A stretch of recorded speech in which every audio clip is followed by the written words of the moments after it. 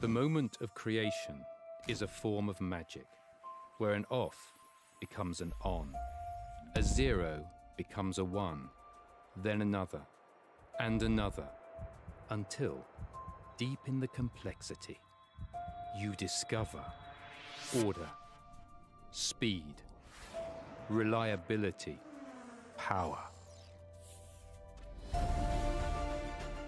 Experience the WD Black NVMe SSD.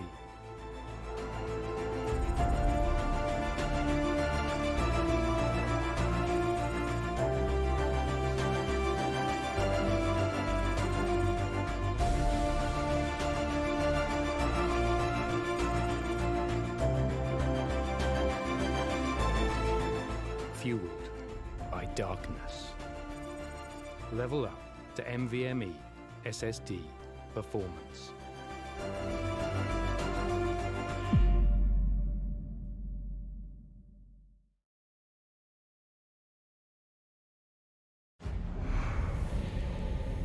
Numerous forces aimed at the Earth.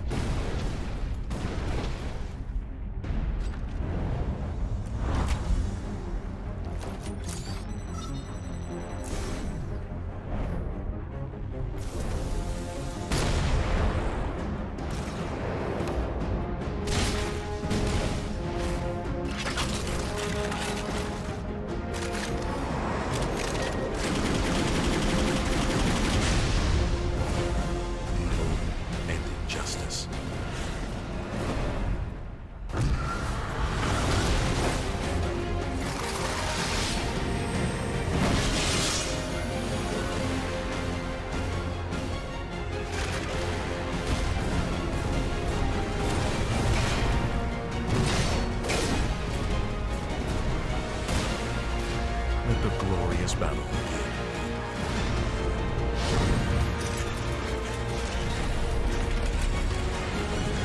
Geared up for victory.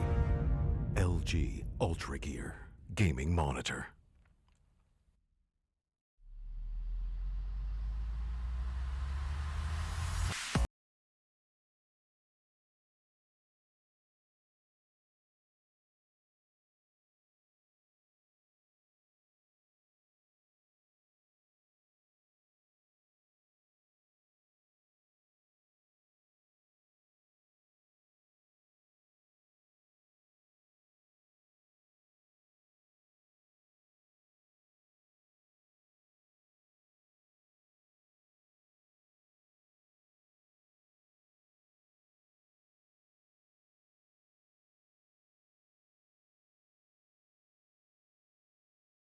Alrighty then, ladies and gentlemen, welcome back to the WD Black Esports Club League for Rainbow Six Siege, powered by LG Ultragear in association with ACD Fibernet, Zotac Gaming, and Games The Shop. I am your host, Blackjack, and joining me, of course, is our co-host, Foxy. But before we get into the next game, which is between Union Gaming and Kira Esports, we actually have an interview with Aniket from Kira Esports, who's also the MVP for Division 1 currently, coming right up. So, some interesting insights into Kira Esports and into overall how Division 1 goes from the man himself, Aniket, coming right up on your screens.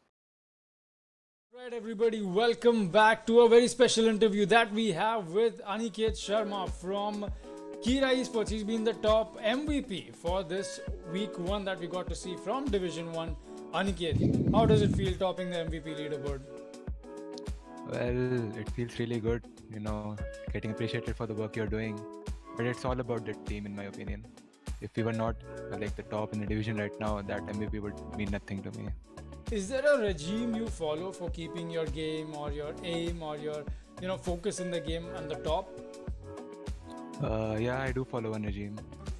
Before every game, I you drink one energy drink and do 10 terrorist stunts with different guns every time. Alright. Like one with DMR for only headshots, one with buck to control the highest recoil, Right. one with only pistol, and one with shields. Double clutches in 2 play days. How does that feel? I mean, that must surely get you so pumped, and the chat popping up for you, so many fans that Kira Esports has. How does it feel being such a monster in the way you've been playing out so far in Division 1? To be honest, clutches are always lucky. But you know, the voice comms, especially my voice comms, are like really hyped up at all times. Either I rage a lot or I like pump my team a lot. So after every clutch, I'm like the Canadian of the Indian Series community, like boo and all everything. So, but the clutches were mostly on Intel. I had the call and everything. You know the 1v2 clutch with Valkyrie. Yes. I had the call for Zofia, but I actually heard the Capita ADS. Alright. Who do you think your toughest opponent is in your division? So many formidable champions here, so many people that are so experienced, all these rosters. So I think you're gonna have to choose your words a little carefully. Well, all the teams are good who I made to the Division 1. Like everyone is practicing a lot, and during this lockdown, everyone like is committing to the game. Right. But in my opinion, Quantum G1 is really good because they're really Alright. structured and they like have the same roster for a long time. At the end of every season, there are 3 teams that are going to get promoted from Division 2 and 3 teams that relegated to Division 2 from Division 1. Who do you think is your potential opponent, if at all we see a promotion from the side of Division 2 coming in? Will that make a difference for you, or you would still stick with G1 being your most toughest opponent in your own division? To be honest, I take every team seriously. Like watch the awards and they prepare for every team because you can't take anyone lightly. Game plan for the upcoming week. You've got quite the matches, and I'm not gonna mince my words here. It's almost all of the big teams in Division 1. So, what's your game plan up ahead for Kira Esports? Keep practicing and stay strong. Keep your mentality up, to be honest. Like you can't have bad morale and go into games because your decision making like really like crumbles when you are raging and like have a team morale that is bad. So before the game, you have to lighten your mood and go. That is so true. So that was it, guys. That was Aniket Sharma from Kira Esports. Thank you for your insights. Thank you for such a lovely interview.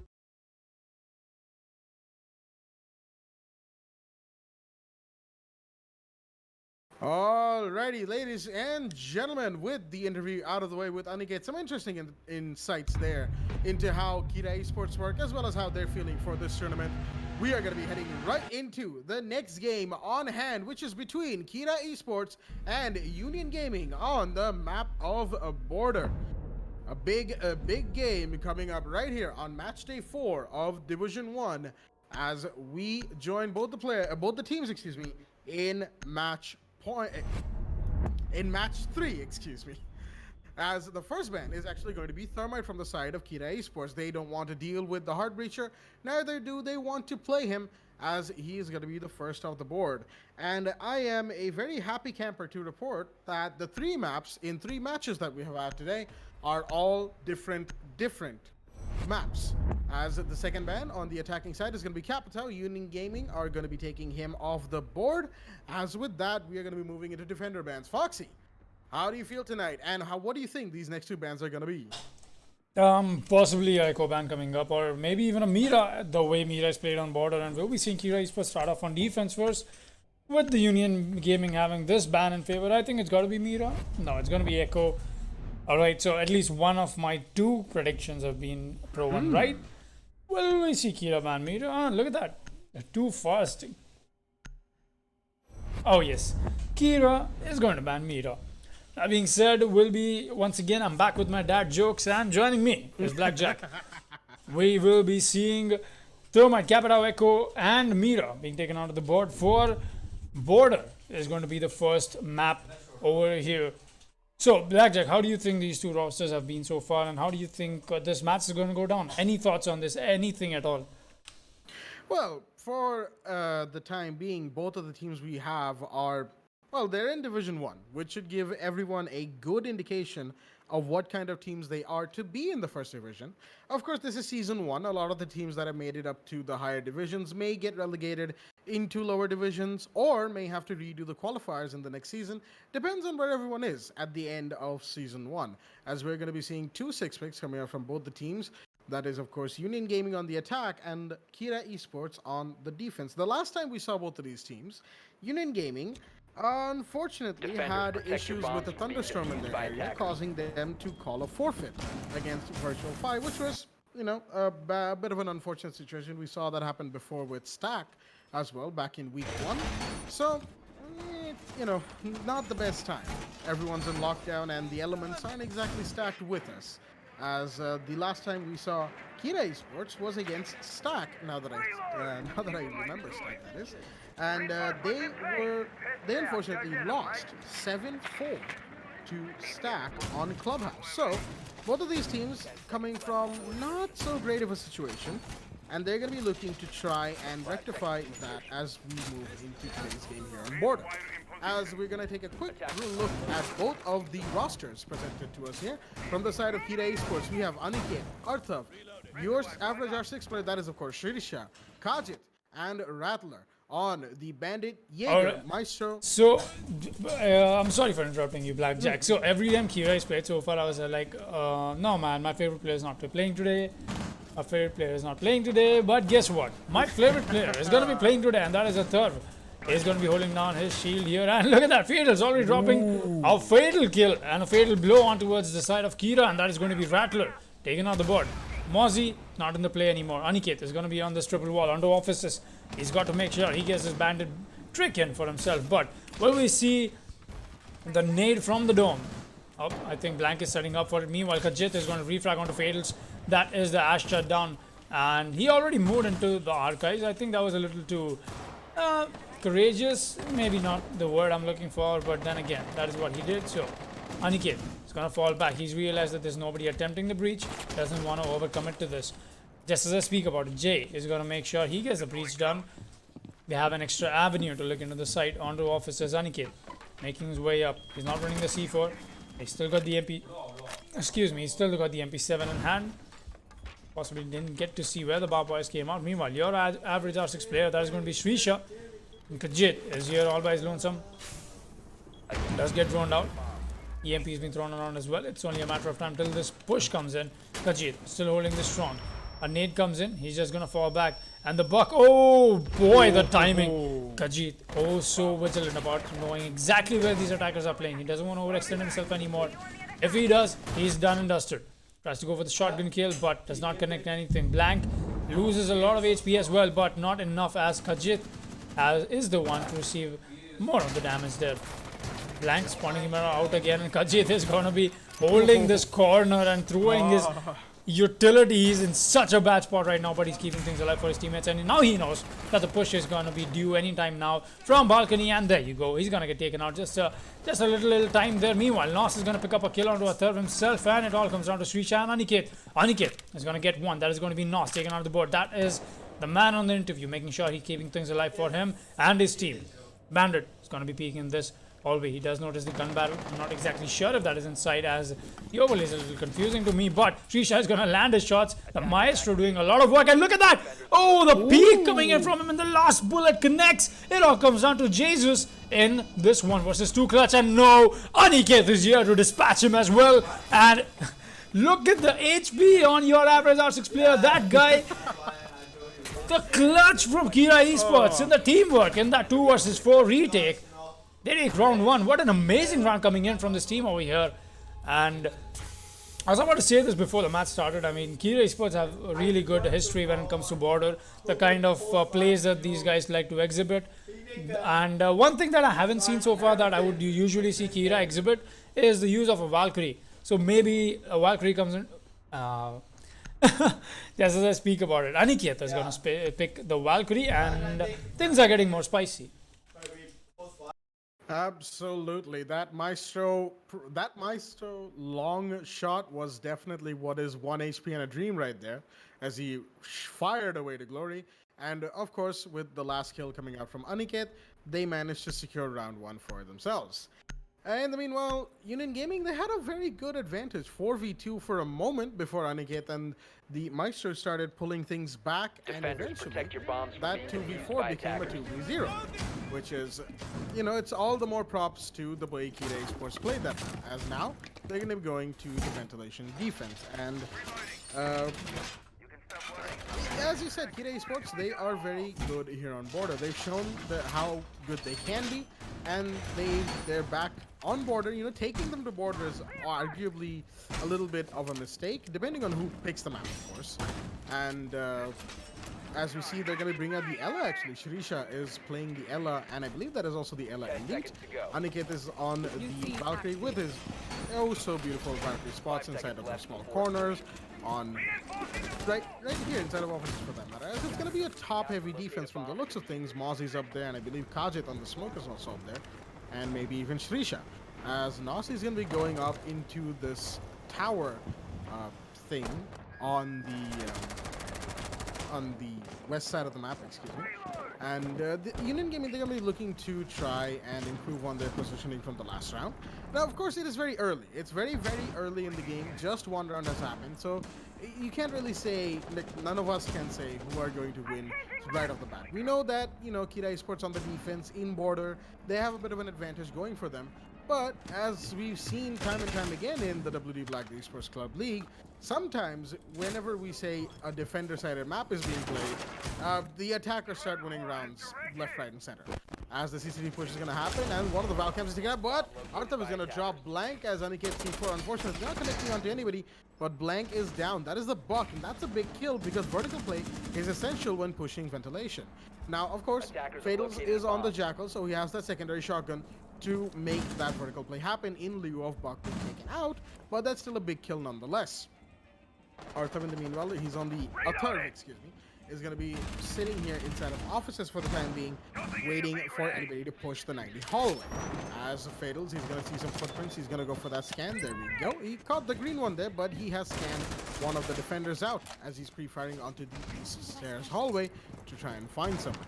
In the meanwhile, it's a triple stack here right outside the main door. The shield is being flashed as Nos with the diffuser is actually here as well. Looks like they're going to be looking for a plant inside a ventilation room to try and get around it for themselves. That is, of course, Union Gaming, but there's somebody playing right behind the shield. The Hibana goes in. JV actually manages to push in time, and he's going to go for the plant. Fatals is going to drop Kajit, and the plant is going up. The smokes have gone up as well. JV is actually, is he outside the map? Oh no, he's the Nomad, excuse me.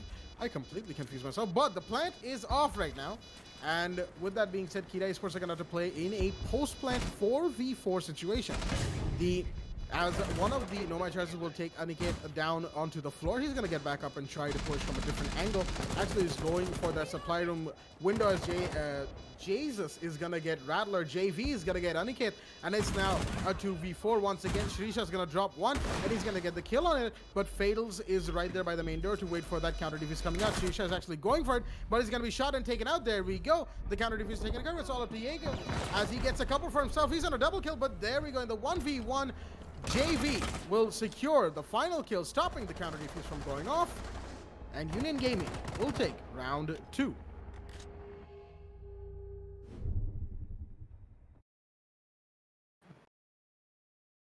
Really well played by Union Gaming. They're realizing that they don't need to emphasize their or spend their utility on the top floor, and once they lost Blank on the buck, they knew that their top floor push is almost done and dusted. You don't have anything to create the breaches on top, so what do? You push onto the main side directly, you get the smokes in, you get the plant off, using the Nomad charges to perfection as well, and getting that very impactful frag that was on Kajit on the shield. That was a smoke playing there. Smoke Toxic Babe surely could have made a lot of difference, but before he could land one of those babes in there, the opponents, that is Union Gaming, made sure they landed a headshot onto him, and a really good one. Got dispatched early, and that is why we didn't see any denial coming in for that plant being stopped. Rattler, once again, he's going to be running the Mozzie. Kajit is going to be on the smoke again. Shrisha is going to be on the Legion. Atharv on the Jaeger, and Aniket is going to be on the Ella. For some reason, I don't myself favor using Ella in competitive siege, but she's actually proven to be quite helpful. You know, it's been one of those cases where you go like, all right, so this operator not helping, not in competition, not in competitive siege, but certainly it just turns out to be a good operator in the right hands. That is obviously. So it only comes down to who uses what operator in what sense. Yes. Blackjack. I mean, at the end of the day, the Ella as she is right now is actually pretty handy when you think about it. Her Gershwats are still just as annoying as they always have been. Right. Like we've seen a lot of pro players at the very top of a competitive seed say that her gadget needs a nerf, not her gun. But Ubisoft seems a bit too transfixed on the Scorpion for the time being. Oh yeah. As, they buffed it, and then they thought, okay, maybe that's a bit much, and nerfed it back down to the ground. But then again, she still enjoys a certain level of domination on a map given the right hands. At the very least, I would say. Whoa. It's not the Ella that we. Oh dear me, that's a push coming in on the balcony right there, and the shots are being fired. And unfortunately, Jaeger is going to lose that to Blank on the PDW, who just had a higher ammo count. And, well, that's unfortunate. As we were speaking about something else entirely, a turf, that is the Jaeger, is off the board. And a scan comes out onto the Legion. He's going to switch that into Mozzie. Not really sure why he would do that, but he's going to pre-fire into the armory wall. He knows that there's a couple of operators right there. There's the Jackal is going to push him for the time being. Takes a good line to the shin, but he will win the fight against the Legion. Oh, dear me, but he goes down because of that goo mine exactly doing the amount of damage that it needed to do. In the meanwhile, Fatals is already inside of Archives. Actually, looks like the roam game has been dealt with. Yes, Aniket is the only one lurking right outside of sight, as Khajiit on the smoke and Rattler on the Mozzie are inside of sight. And once Blank gets revived up to 20 HP, it will be a 5v3 very heavily in favor of Union Gaming. In the mid-round, of course, things are subject to change. As we did see in the first round, Kira Esports pulled off a fantastic 2v4 comeback situation. Now, what I was saying is that at least the Ella that we have right now isn't as completely broken as she was on release. Anyone remember the 50-round magazine on the Scorpion? Oh yeah. With almost no recoil. Pure destruction. Oh. That allows something else, like totally. Totally. I myself remember pulling out a impossible 1 versus 5 ace clutch, and I wouldn't have been able to do that if Ella didn't have that powerful of a gun. I'm just gonna be honest. It just brings back so many memories, and Khajiit getting tagged along quite a lot. Meanwhile, Rattler is gonna get a frag for himself from side. They're seeing a 3 versus 4 now. The plant is already going down. Okay, alright. That was not expected. Very swift take, and Fatals is going to drop Rattler. Aniket is here to refrag onto JZ, and look at that. Aniket picks up a double for himself. The yellow landing all headshots. That is the plant denial coming in from him as well. Khajiit is going to be so low on HP. He's got to pick these fights with extreme caution. 15 seconds left on the board, and now the wall comes in from the window. And look at Aniket. He's just trying to pre-fire away onto Nos. Making sure the plant doesn't go down. Plant is going to go down, and he goes for this prone peek, and he knows that he's got to stick the plant, but look at that. Oh boy, what a denial coming in from the side of Aniket there, and really well played. He made sure the plant doesn't go down till the end of the round there, and the Thatcher just not being able to plant on that elevated surface. That is what won Kira the round. That came oh so close, winning that round by half a second. Oh boy. Very well played by Aniket there. So, we're proceeding to the fourth round, excuse me, as 2 rounds have been put on board from the side of Kira Esports and 1 round on the side of Union Gaming. And Armory, Lockers and Archives is what will see Kira reattempt to try and defend, because we did see them lose on ventilation. That was once.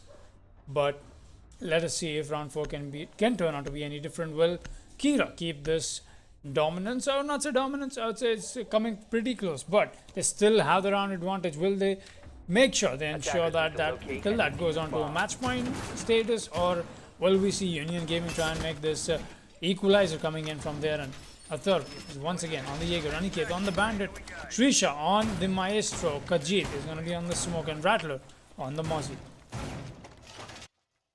Well, with all of that being said, the early game is something that is somewhat indicative of how the rest of the game is about to go down. Now, some things, of course, that can be completely subverted, those expectations from the early game. Certain games that have been taken from, say, a 5-1 all the way to overtime victory for the team in the losing section. The game I'm speaking of course, is the one between Vector Sports and Never Diamonds. Back in week 1, which was, again, I keep bringing that game up, and the only reason I have to is because of how completely bonkers it was. The kind of comeback that Vector Sports pulled off was pretty much unprecedented. You don't see stuff like that in competitive siege, at least not as much as you think you. And in the meanwhile, of course, that is just one of those times where early game expectations can be dashed. But if this early game is to indicate anything, is the fact that Kita Esports are managing to make Union Gaming take so much time that their plans and all that come all the way down to the wire. As a C4 from Aniket will not connect, unfortunately. The operator in Eastern is going to be safe for the time being, as he's watching the dome above him for any sort of grenade hit from the side of Union Gaming. But so far, they haven't gone for any of that. They're mostly focused on pushing the side of offices right here, as a flashbang did blind the bandit for a moment, as the main wall is being opened right here. He's going to try and trick it. He's going to be able to. Hibana's going to be stopped, and that is unfortunate for JV, because his teammates have not managed to flush out the bandit before he put his X-Kairos down. A little bit of a misplay as more flashbangs are being thrown in, and the push into office is going to happen any second now, but Aniket is more than ready for that exact circumstance. He's going to run back to try and get this last set of X-Kairos. Will he be able to? Aniket gets it, as a third is going to drop blank in the meanwhile. That is the Ash off the board, and that's a big, big kill. Ash is gone, and it's a 4v5 with no breach on the office wall. Attackers have dropped the bomb diffuser. Aniket still inside of office is holding down to the best of his ability. He's got the massive support as the window breach has happened, but there we go. He peeks, he gets a kill onto Fatal, solo on HP himself, but that is the buck off the board. That's another big kill because the grenades aren't going to be completely denied. Nos is going to drop Shrisha in the meanwhile. That is the Maestro gone, unfortunately, at a long angle, as it looks like they're trying, that is Union Gaming, are trying to try and push into the office window, but they just don't have enough cover to try and go for it. But the Hibana has jumped in. If she peeks right now, she might be able to get it, as Jesus is actually very low on HP. He's gonna go down to Rattler, and it's now a 2v4. The prone peek from Hibana comes in, but he's gonna be denied by Aniket. That's the diffuser inside of offices, and it is all down to Nos in this 1v4 situation to try and win it for his team. He's gonna go for it, pushing Archives. No, he just breaks the door, pulls back. He knows that there's people watching every single entryway right now, and he's being fired at as well. He's gonna get the kill onto Aniket. That was, of course, the bandit very low on HP, so that was easy pickings for a half HP Thatcher, but he has to try and get this push in, and there's somebody inside of break room waiting exactly for him to push down the 90 hallway towards 15 seconds left. the towards that shield right there. He's gonna opt to go into offices, but there's somebody behind him with a Pico, and there we go. The kill is confirmed. Kita Esports are gonna win round 4 off the back of some very good plays from both the German boys, Arthurv and Aniket.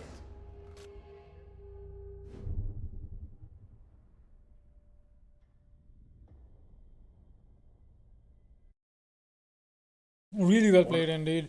As we'll be proceeding round 5. So my question, looks like I found the answer to my question. Kita Esports making sure they take that quite the advantage away from the side of Union Gaming, as now there'll be a little I would say they'll be pushed onto defending customs inspections and supply room, because that is one side I just feel it's a little more attacker favored.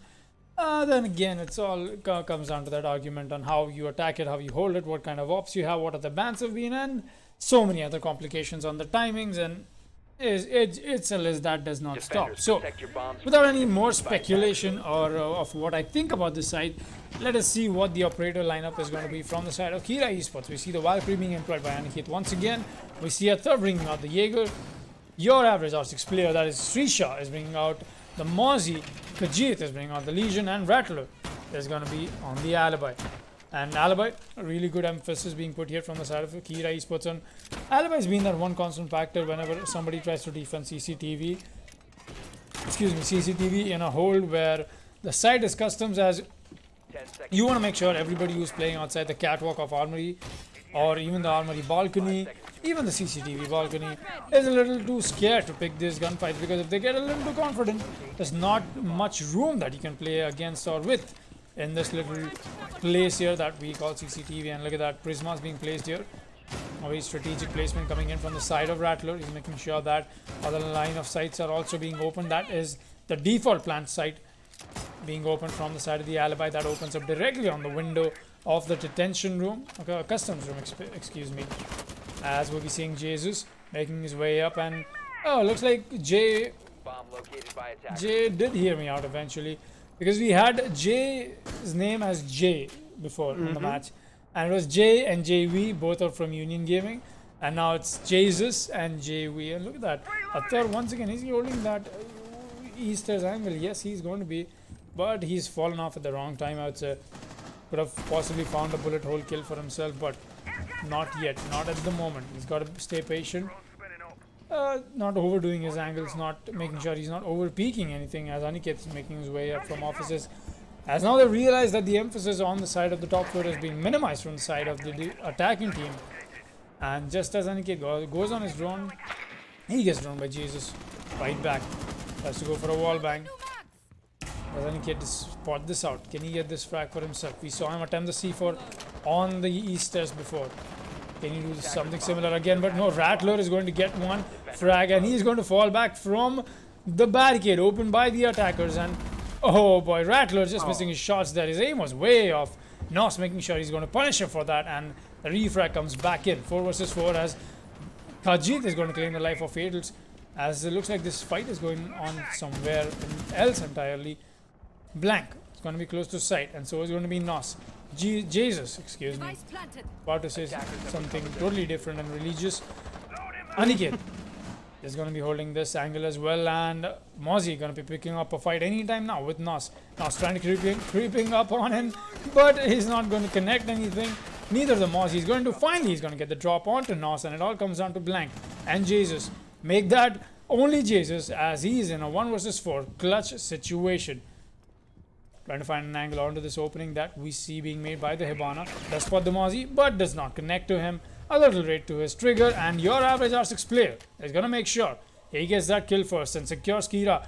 Yet another round, putting them on a 4-1 advantage. What is going on?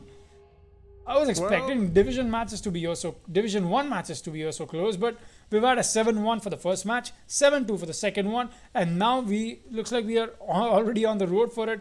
I mean, no offense to anybody who's supporting UG or even the players themselves. I mean, they're also amazing. The roster is also talented. They will still make this comeback. But 4-1 is giving away your opponents a lot of advantage. Absolutely. And as you said, Division 1 games, I personally did not expect them to be the way they have been, especially today on Matchday 4. The Quantum G1 absolutely demolished Virtual 5 Esports 7-1, and Level 0 Esports took Hoffen to town, winning 7-2.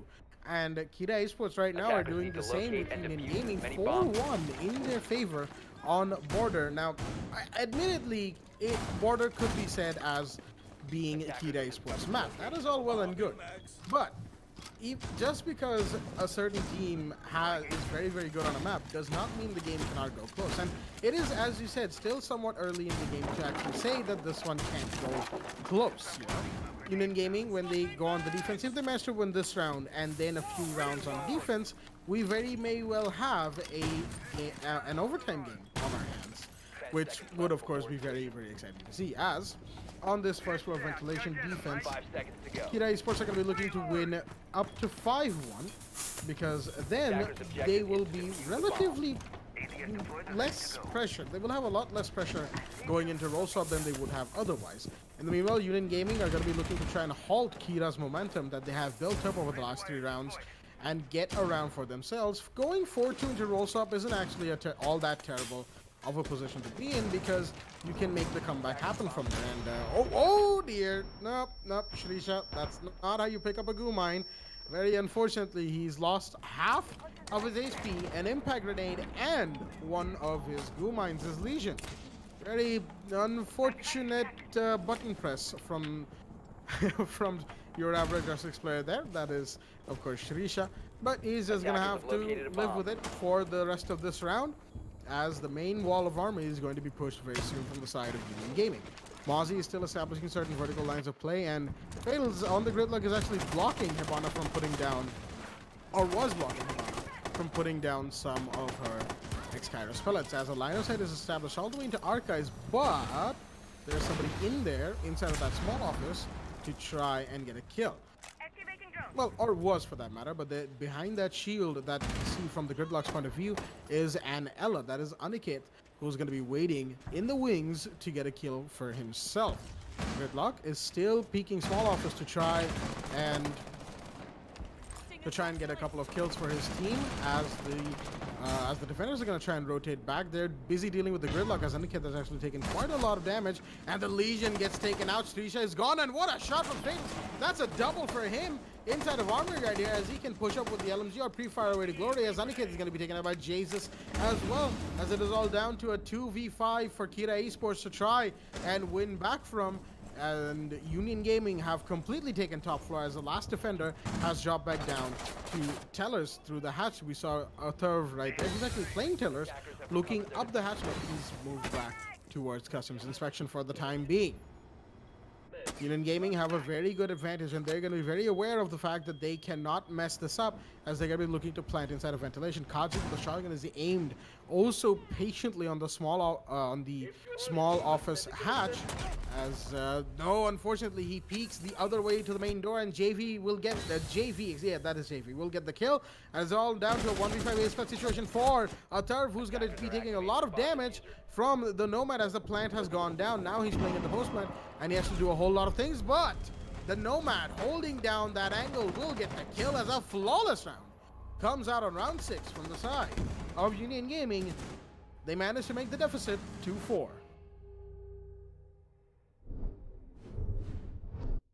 And there we go. The roll swap has happened. Looks like Union Gaming heard me after all.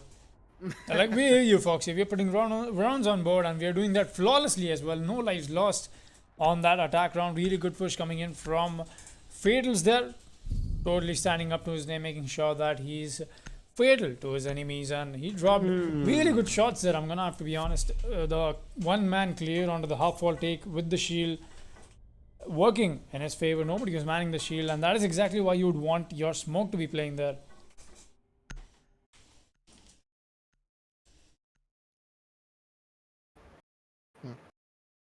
Alrighty then, as we are going to be going into this post-roll swap situation, both the teams are going to be starting to learn their enemies from scratch right here.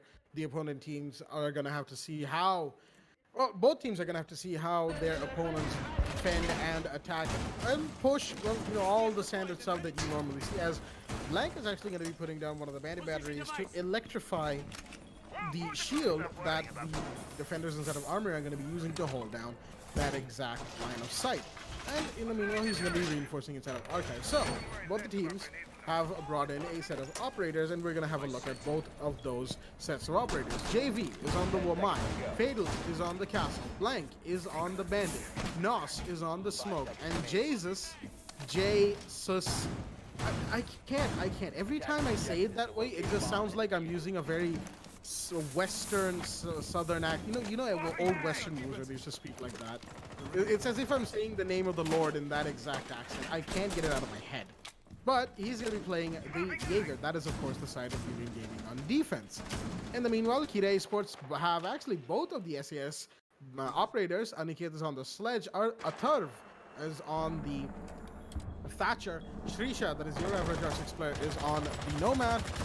Kajit is on the Hibana, and Rattler is on Zofia. That's a peek from the Bandit, but he's going to take quite a lot of damage. Blank very low on HP, as the East quarter has also been taken care of. Rattler and Shrisha are there to help secure that particular area, and Flashbang is being thrown through the roof area there to burn out the ADS for the time being, and the ADS has been burned out to make sure that Aniket can hold on for the time being. The Jaeger is in fact flash, and the MP comes out, so looks like Kajit is going to be able to open office wall for the time being. Jesus is the only one inside of offices, and Aniket will see that on his drone right here from the dome as he sits on top of the AC vents units. This new spot right here, very useful for any grenade operators, as every season Ubisoft tries to fix that, fix throwing grenades through that dome, and every season you have Coconut Bra and the rest of the community finding spots like this, as Jesus actually goes for a peek, and he's actually taken quite a few bullets from Rattler. So both of the German boys are slightly low on HP, and the grenade does come out, and it connects. Aniket will get a kill, and that is the Jaeger of the board, and a brilliant frag grenade from the Sledge right there is gonna get the early kill for the side of Kira Esports. Union Gaming have lost their Jaeger, and they are very close to losing their Bandit if the play is good enough from the side of Kira Esports. In the meanwhile, shots are being fired actually, as Rattler goes very low on HP from a pre-fire through the wall from Fatals. this is going to be impacting the default plant spot inside of Archives. But not a whole lot of damage done because the operator is still alive, and low HP almost never really matters for any of the players here in Division 1, as smoke canisters are coming out to try and deny the plant, and 40 seconds are left on the clock. Kira Esports are going to have to start making this push happen, otherwise time will be exactly what does them in.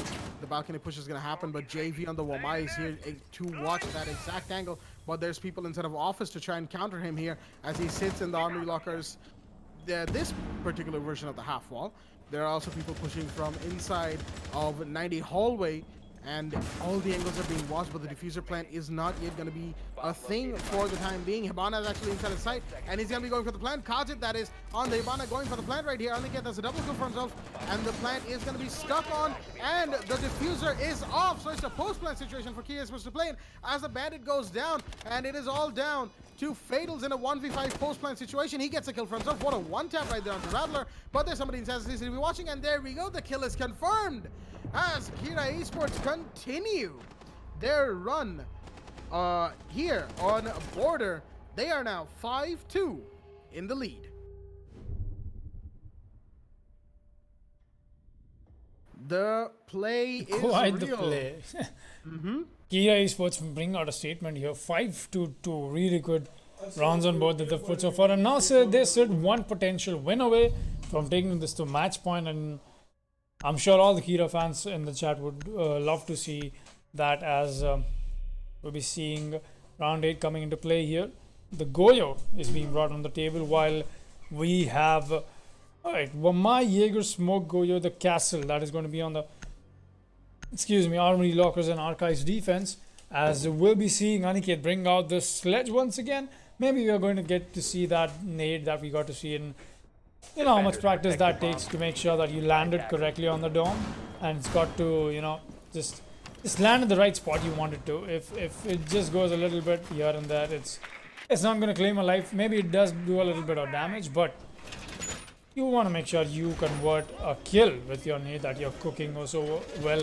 It's so much hard work being put to get to that spot, and just like Blackjack himself was saying, it's no matter how many times Ubisoft tries to fix that patch, there's always a Coconut Bro video that proves you that can say otherwise. So JV is going to be running the Wamai, and an interesting line of reinforcements being put to use here, as we could see the double wall on the hallway of CCTV is going to get reinforced, as they don't want anybody challenging the man with the shield that is going to be holding with his frisbees on this hallway over here. Castle is going to help him as well, and looks like they've really identified the push that Kia Esports is trying to do, and that is always mostly towards the side of Easters.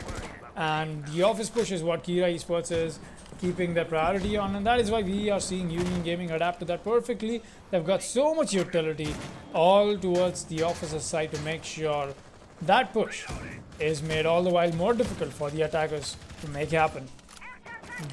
Jesus is going to be making sure he gets a good big rotation hole made for himself, as Nos, that is going to be Fadels, who's holding this office area down all by his lonesome. He's going to get aggressive, and he's going to claim the life of Rattler. That is going to be a Zofia off the board. Jaeger, really nice shot coming in with the carbine, and a perfect headshot. Start things off explosively enough for the side of Union Gaming. Fadels expecting the nade coming in anytime soon now. It's got to be a little vigilant. Could spot the nade coming in, but you do know the fact, Fatals, that you cannot shoot the nade away. So while putting your crosshairs on that dome, I don't think that is going to help you, but surely that could make you, get a little bit of your stance in there. Alright, the nade's coming in. The moment I spot it, I'm gone. Aniket throwing another drone. He's gonna make sure he gets this kill confirmed for himself. Fatals is gonna be sitting on this hallway of the offices, not really, as he trades off a few shots with your average R6 player. You can see Aniket still not going for the cook or the nade.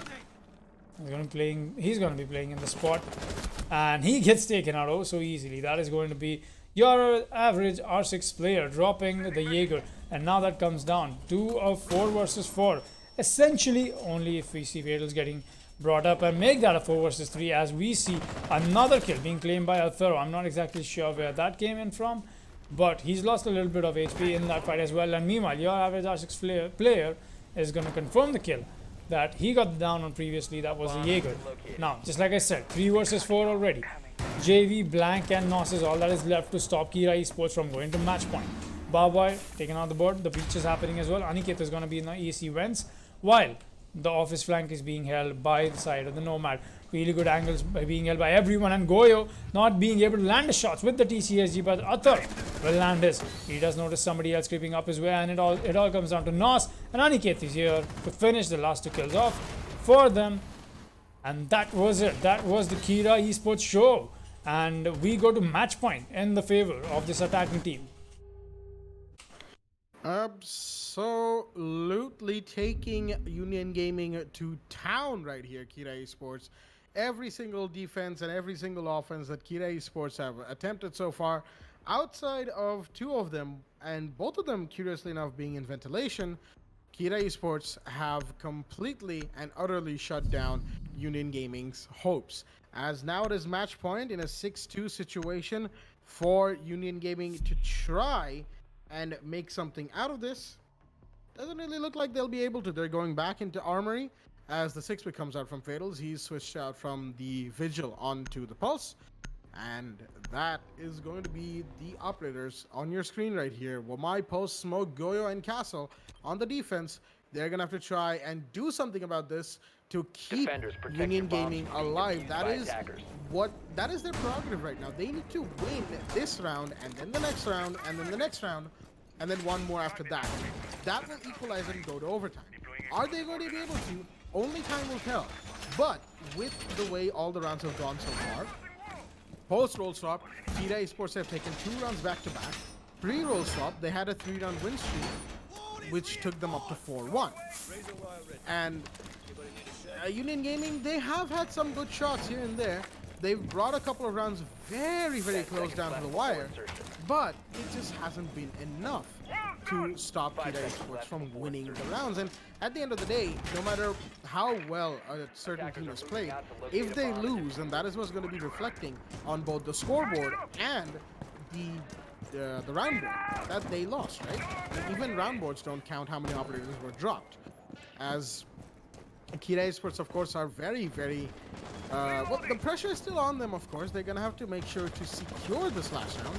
And if they don't, it's not going to be a good look for them if they allow Union Gaming to make a comeback happen. In the meanwhile, Blank on the TCSG with Goyo is going to be putting down his last shield right by the main wall of Armory and making some final lines of sight to be held inside a small office and through that other half wall for the side of the defenders. JV actually took a little bit of damage, not really sure from where, but he hasn't lost a whole lot of HP, as Jesus, that is the Castle, he's going to be holding on offices and fountains for the time being, supporting the Wamai in his endeavors. Aniket, in the meanwhile, he's probably already up on the AC fence unit at the top of the roof. I'm not entirely sure just yet, as Ibana is going to be looking to make the open to make the breach inside of the office wall. Without the use of either of the Germans, actually, there is no Jaeger and there is no... Oh, some shots are fired there, but the kill is not going to be secured for either operator there, or a third or Jesus for that matter, as Zotac is going to be firing a whole bunch of concussive nades and impact nades and all of that. All of her utility has been shoved into the fountains area. The shield is gone. The Wamai's magnets are also gone, as Castle is the only one inside a fountain. And JV on the Wamai, he's just playing around by the door to try and support the Castle in this hold. It's mostly a turtle hold from the side of Union Gaming, as they're going to be looking to stop this office push from the side of Kira Esports. It's a 2-man office push right now. Frag grenades are being thrown by Aniket, who's on the sledge, but the peak is about to happen any second now. Castle gives away his position by pre-firing into the small corner of office. But there's an operator right there at the entryway, and there we go. The Zophia is going to get the kill. It's all up to Wamai to try and stop this office push from happening, but will he be able to? There are, of course, lines of sight from inside the side, as the TCSG is going to fire all the way into glory, as Wamai's magnets are going to catch a flashbang. But even more are going to be fired into sight, and Ibana's looking to make the same entryway breach that she did the last time. Blank is going to take down Aniket. In the meanwhile, The sledge is gone. He still had probably one more nade in his pocket, but that's of course not going to matter anymore. JV is actually going to drop Kazan, and that's the diffuser inside of Archives and the Hibana off the board. The Wamai is in there, but he's going to be taken out by Rattler. The Zofia with a nice pre-fire from the door, but the Rattler knows that there's two people playing in positions of power right here, and he should see the smoke, and he's second now. A Seafer from below is going to take him down to low HP, but Nox is going to take down a Turf, as the diffuser has not been planted yet, and there we go. Union Gaming are going to drop bodies left, right, and center, and they stay alive right here on border, winning round 9.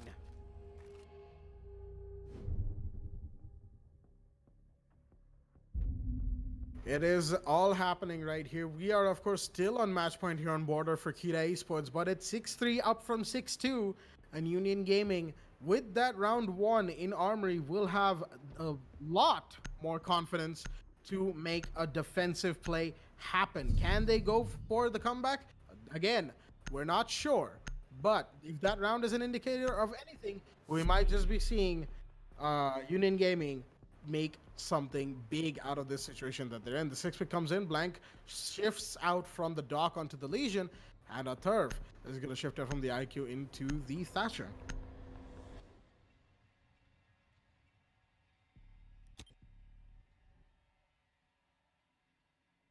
Defenders, protect your bombs from being defused by attackers.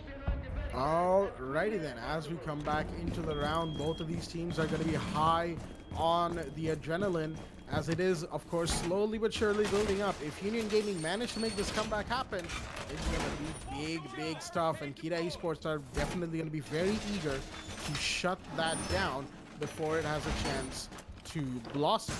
You know, nip the problem flower in the bud, as it were. And as vertical lines of sight are going to be established by Nos, who is on the mute with a shotgun and SMG. He's going to be using all of his utility to make lines of sight everywhere that he can. And JV already, again, on low HP, somehow he always takes a bit of damage from some weird friendly fire angle and ends up lower than he should be. He's on 90 HP right now. As with that being said, of course, it is all down to Union Gaming to keep themselves alive. I keep saying that, but that is exactly how important the prerogative is for Union Gaming. They still need to win 3 more rounds, as the castle is going to be spotted out, reinforcing the Armory Locker's door right now, as all of his castle barricades have been expended, and the push onto 90 CCTV, excuse me, is already going to be happening for Kira Esports.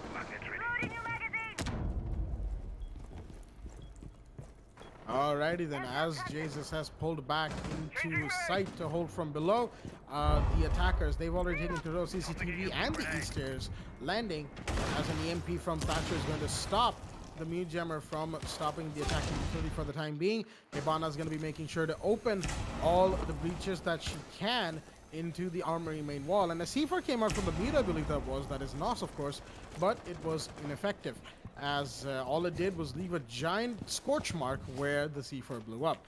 The push into Armory is happening, but there's one operator inside of small office, I believe that is, and that could just be the play that is needed. Rattler, he seems to be unaware of this situation right now, but oh, never mind. The one inside the small office has dropped down as Fatals has rotated up the metal stairs.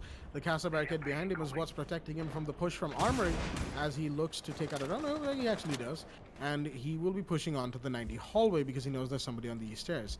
Quick peeking to try and get any intel on anybody, but he's not going to see anyone, and he manages to make the safe passage into break room. It is oh so tense right now for the Ella on this lone room, from the looks of it, on the second floor, sitting inside a break room, as there are 4 attackers, 3 inside of Armory and 1 pushing up the 90 hallway. He's gonna hear that Fatals, and he might just go for this push, unless, yes, there we go, he sees the Nomad, and there, that's the first kill right there. The Ella cleans up on the unaware Nomad like a predator pouncing on its prey, and she's gonna pull back right now through tellers, through the barricade, into the main lobby hallway to safety.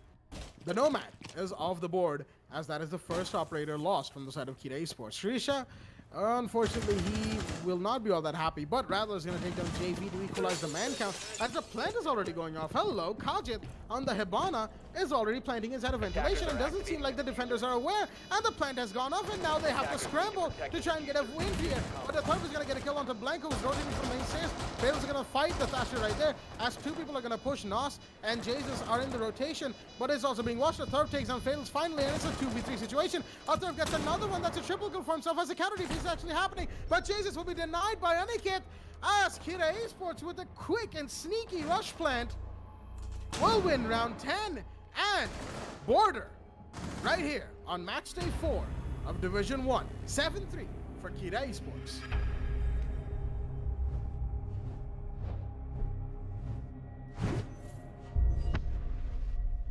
What a game right here that we got to see. And unfortunately, Union Gaming were also taken to town by Kira Esports. A 7-3 victory. Now, it's actually a trend here. 7-1 went to Quantum G1, 7-2 went to Level 0 Esports. I was about to tell and that. 7-3 for Kira Esports.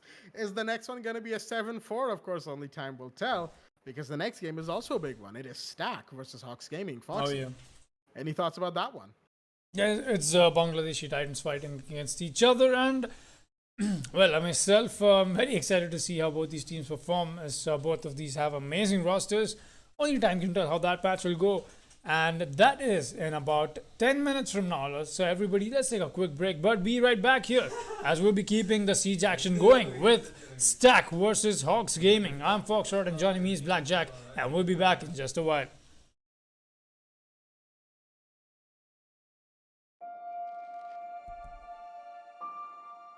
The moment of creation is a form of magic, where an off becomes an on, a 0 becomes a 1, then another, and another, until, deep in the complexity, you discover order, speed, reliability, power.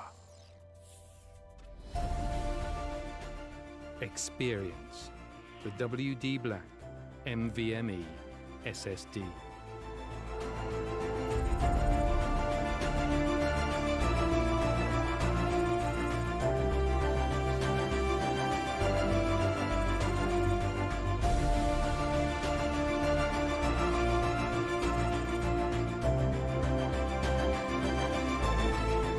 Fueled by darkness.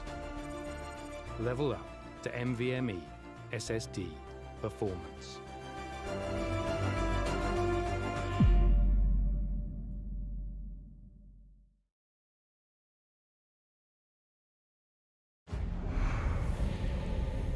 Numerous forces aimed at the Earth.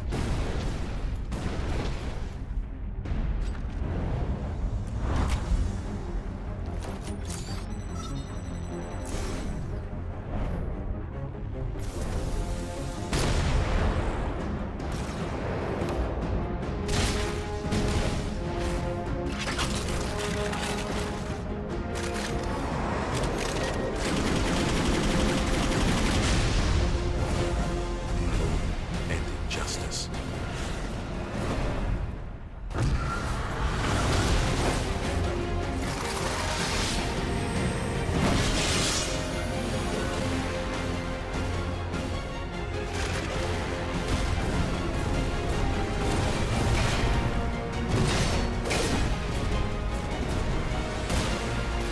Let the glorious battle begin.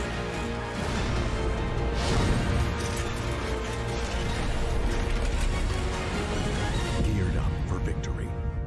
LG Ultragear Gaming Monitor.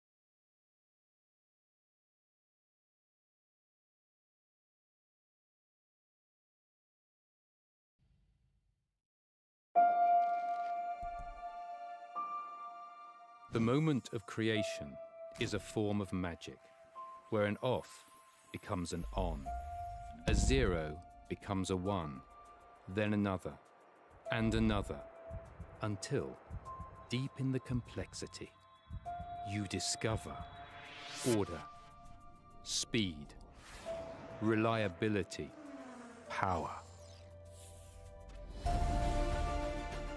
Experience the WD Black NVMe SSD.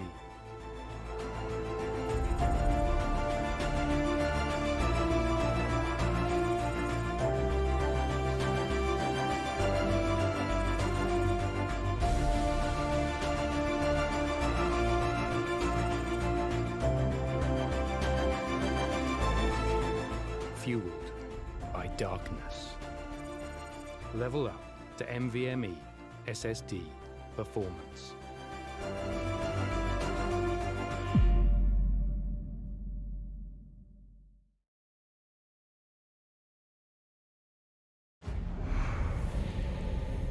Numerous forces aimed at the Earth.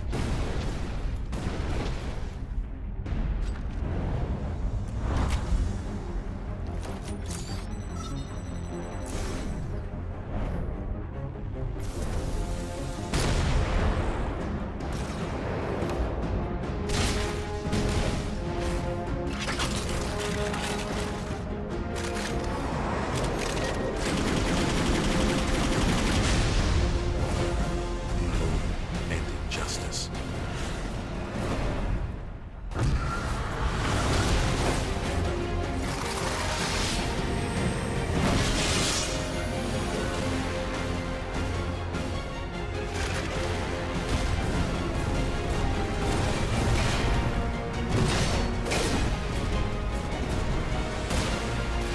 Let the glorious battle begin.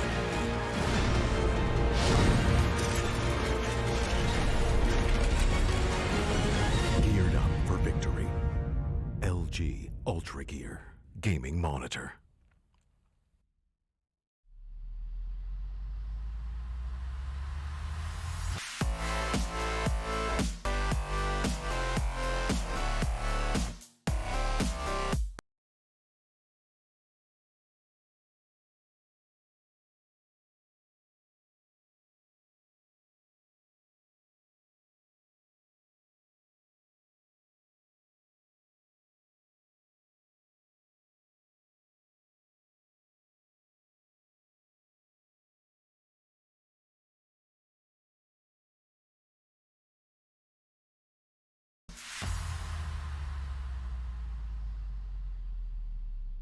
Right, everybody, welcome back to a very special interview that we have with Aniket Sharma from Kira Esports. He's been the top MVP for this week one that we got to see from Division 1.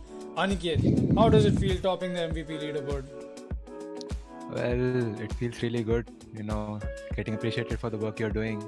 But it's all about the team, in my opinion. If we were not like the top in the division right now, that MVP would mean nothing to me. Is there a regime you follow for keeping your game or your aim or your focus in the game on the top? Yeah, I do follow one regime. Before every game, you drink one energy drink and do 10 terrorist stunts with different guns every time. All right. Like one with DMR for only headshots, one with bug to control the highest recoil, Right. one with only pistol, and one with shields. Double clutches in 2 play days. How does that feel? I mean, that must surely get you so pumped, and the chat popping up for you, so many fans that Kira Esports has. How does it feel being such a monster in the way you've been playing out so far in Division 1? To be honest, clutches are always lucky. But the voice comms, especially my voice comms, are like really hyped up at all times. Either I rage a lot or I pump my team a lot. So after every clutch, I'm like the Canadian of the Indian Series community, like boo and all everything. So, but the clutches were mostly on intel. I had the call and everything. The 1v2 clutch with Valkyrie. Yes. I had the call for Zofia, but I actually heard the Capita ADS. All right. Who do you think your toughest opponent is in your division so many formidable champions here, so many people that are so experienced, all these rosters. So I think you're gonna have to choose your words a little carefully. Well, all the teams are good who have made it to Division 1. Like everyone is practicing a lot, and during this lockdown, everyone like is committing to the game. Right. But in my opinion, Quantum G1 is really good because they're really Alright. structured and they like have the same roster for a long time. At the end of every season, there are 3 teams that are going to get promoted from Division 2 and 3 teams that relegated to Division 2 from Division 1. Who do you think is your potential opponent, if at all we see a promotion from the side of Division 2 coming in? Will that make a difference for you, or you would still stick with G1 being your most toughest opponent in your own division? To be honest, I take every team seriously. Like watch the awards and like prepare for every team because you can't take anyone lightly. Game plan for the upcoming week. You've got quite the matches, and I'm not gonna mince my words here. It's almost all of the big teams in Division 1. So what's your game plan up ahead for Kira Esports? Keep practicing and stay strong. Keep your mentality up, to be honest. Like you can't have bad morale and go into games because your decision making like really like crumbles when you are raging and like have a team morale that is bad. So before the game you have to lighten your mood and go. That is so true. So that was it, guys. That was Aniket Sharma from Kira Esports. Thank you for your insights. Thank you for such a lovely interview. The moment of creation is a form of magic, where an off becomes an on, a 0 becomes a 1, then another, and another, until, deep in the complexity, you discover order, speed, reliability, power. Experience the WD Black NVMe SSD.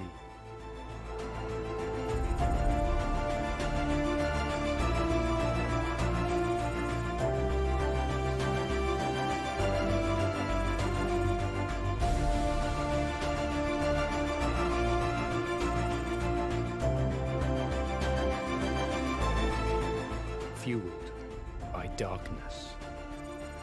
Level up to NVMe SSD performance.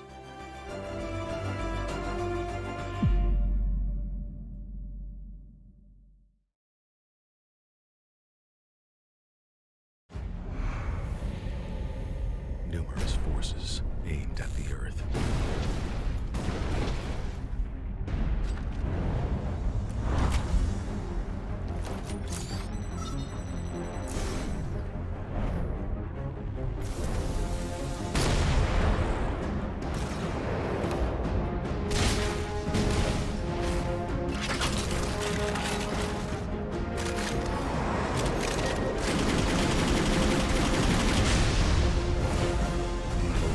And injustice.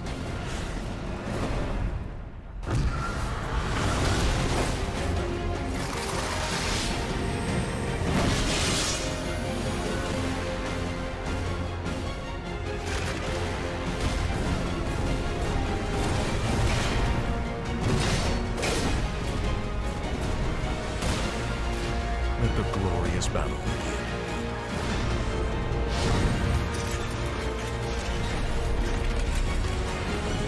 Geared up for victory. LG Ultragear Gaming Monitor.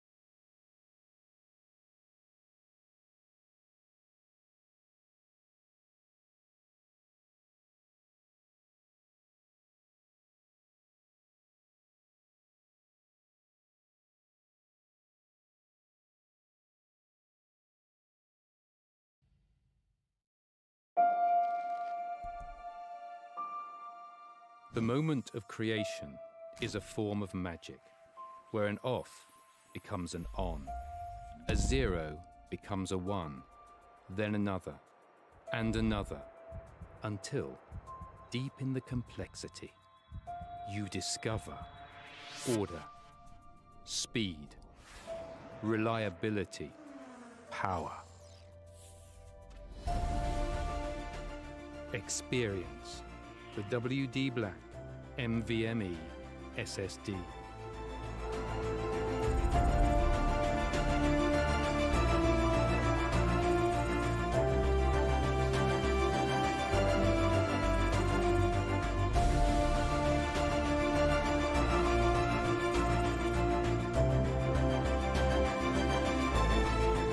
Fueled by darkness.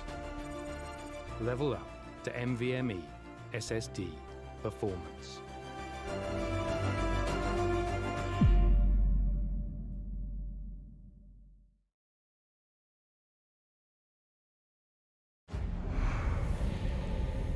Numerous forces aimed at the Earth.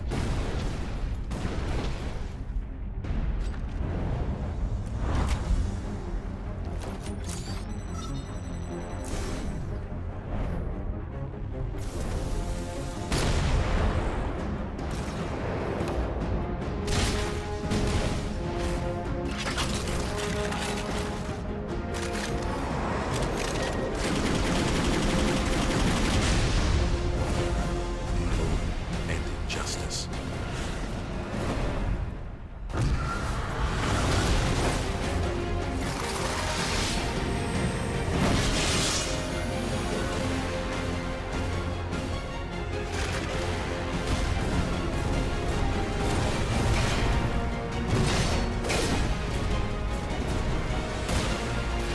Let the glorious battle begin.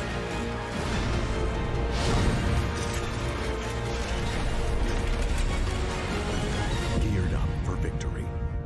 LG Ultragear Gaming Mall.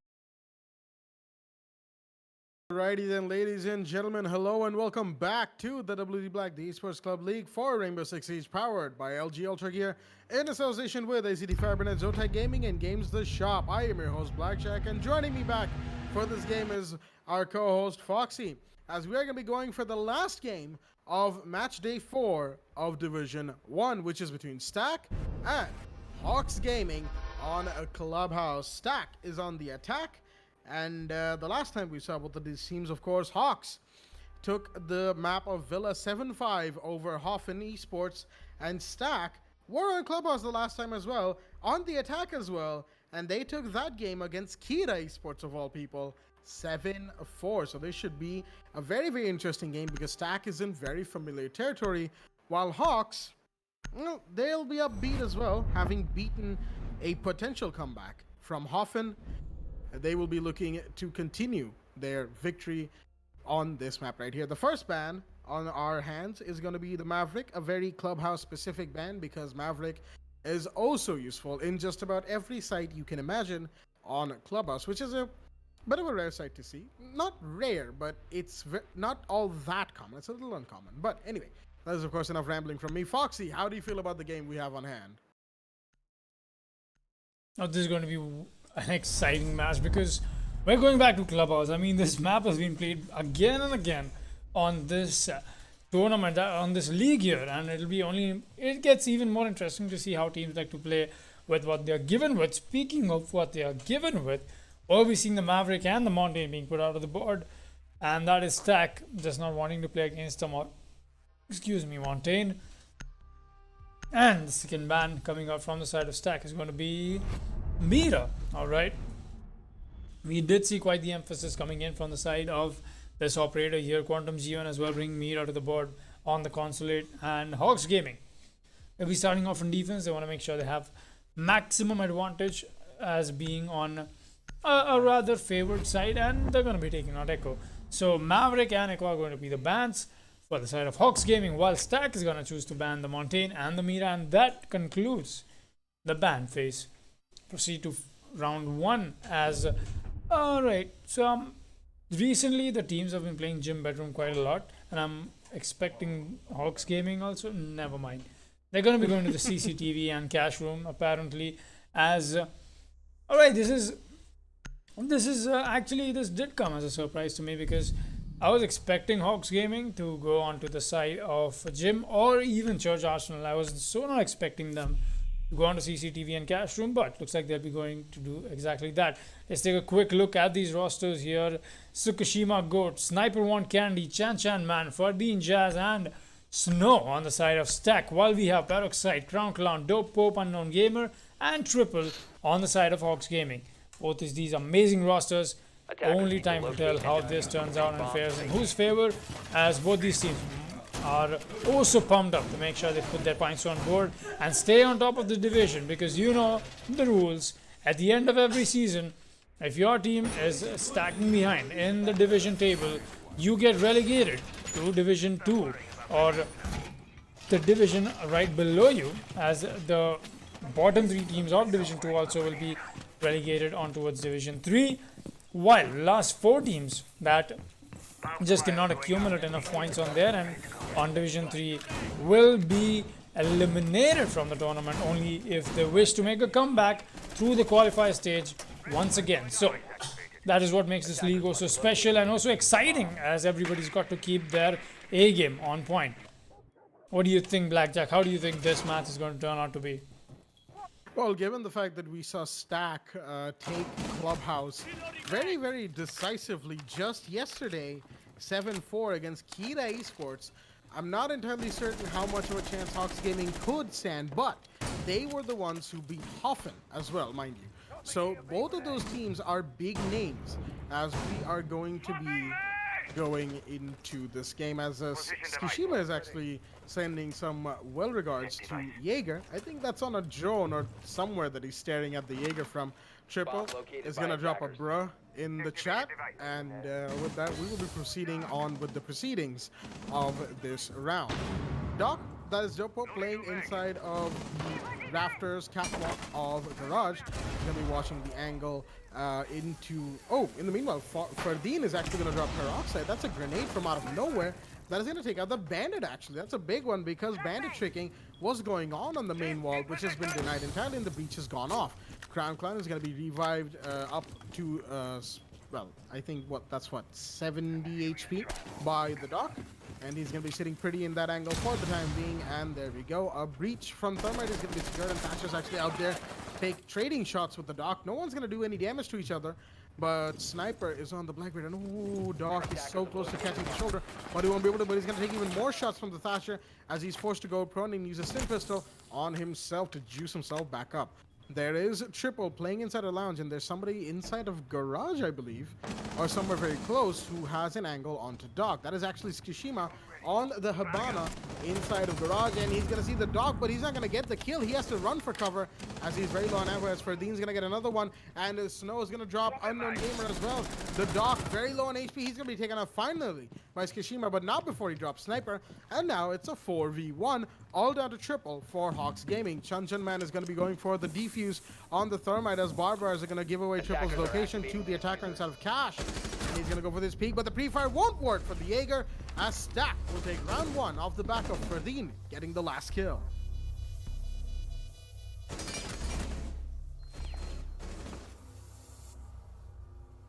There we go. Stack, they've been in this game for oh so long, and their attack game is as potent as ever, as the first round was very decisive, very emphatic from the side of the attackers. But again, it is early game. It is very, very early to say who might win or who might lose. As it was in the last match, I was predicting, the last match, of course, between Kira Esports and Union Gaming, I was predicting a close game, potential overtime from both teams. And Kira Esports, they just set out to prove me wrong. As Triple, he's going to be taking a 6-pick out of the castle into the Pulse, and we are going to be seeing a basement church hold come out from the side of Hawks Gaming. Attackers need to locate and defuse as many bombs.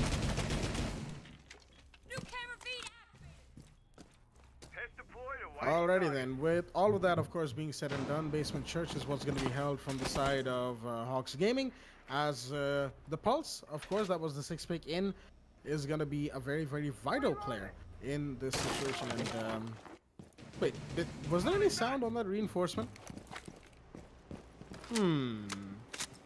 There wasn't. Alrighty then. A little unfortunate, but these bugs have been quite frequent in the game lately. Hopefully Ubisoft finds a fix for these soon, as Dope is going to be putting down his Valkyrie cameras. He only has one left, as he's going to be blocking off the bathroom door as well. And Goyo, that is Peroxide, he's going to be using those Goyo shields to maximum effect to try and hold off Stack's attack. In the meanwhile, I love saying that. Attack, stack, stack on attack. I love saying that. It rhymes. It catches so easily. Oh, I love it. I love wordplay.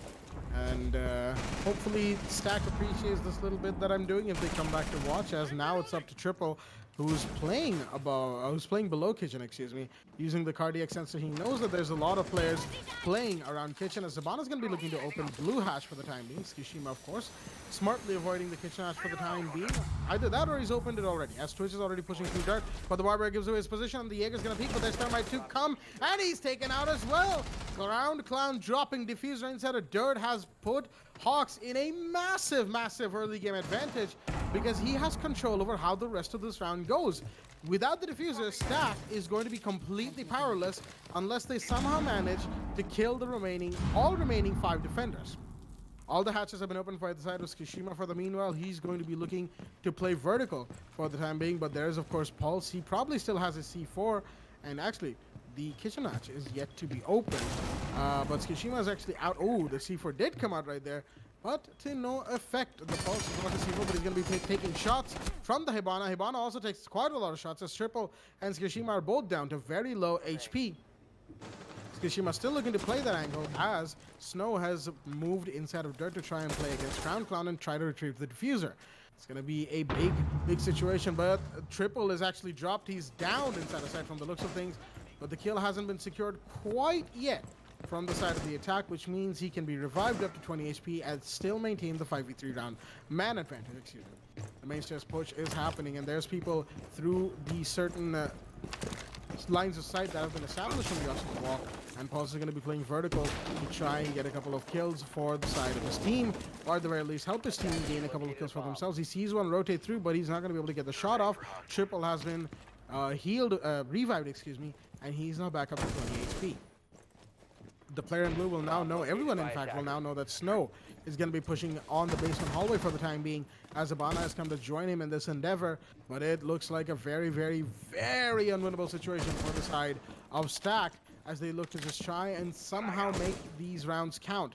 Inside of Arsenal, there's a player waiting as more grenades are being thrown. Ferdinand is going to be looking to open the wall inside of Arsenal, but that is the wrong move, as he's going to be taken out by the Pulse, who's going to be shredded out. But oh dear me, bodies dropping left, right, and center, as finally Peroxide will get the last kill onto Stack, giving Hawks Gaming round 2 right here.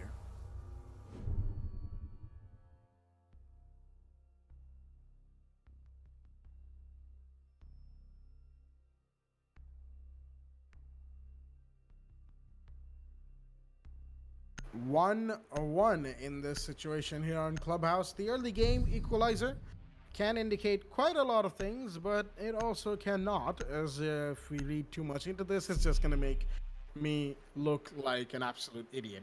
As Dope is going to go for a 6 pick out into the dock from the Valkyrie, and Fardeen is actually going to go into the Buck out of the sledge. He's going to still carry his grenades, but he's going to be playing vertical a lot better, because of course the site is on the second floor CCTV. Attackers need to locate and defuse. Hawks Gaming already won Garage, which means that they cannot go back there, and nobody wants to go blind. Doesn't look like Hawks are particularly favored towards gym bedroom either. So they're going to be here on CCTV trying to hold it off. Peroxide looks like he's going to be bandit tricking once again. The garage will be reinforced, only to be opened by the Hibana or Thermite. Depends on whichever way Stack is persuaded to do their pushes. But Dope Pope will be sitting inside of garage, holding off from up in Catwalk.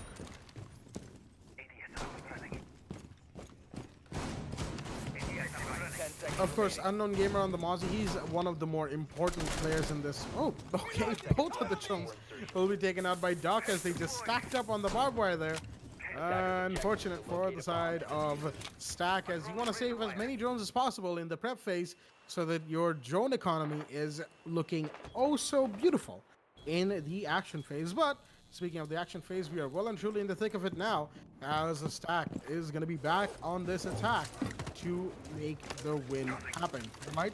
He's going to be playing a little waltz with the Bandit, most likely, as one of the EMPs will go off and signal the push coming in. Zofia is also present to try and stop Bandit from tricking, as Hibana is going to be opening from somewhere else. An EMP comes out as well from the side of Thatcher to take out Defender Utility. A grenade from gas grenade from Smoke will be thrown in the meanwhile, as a grenade from Buck goes out.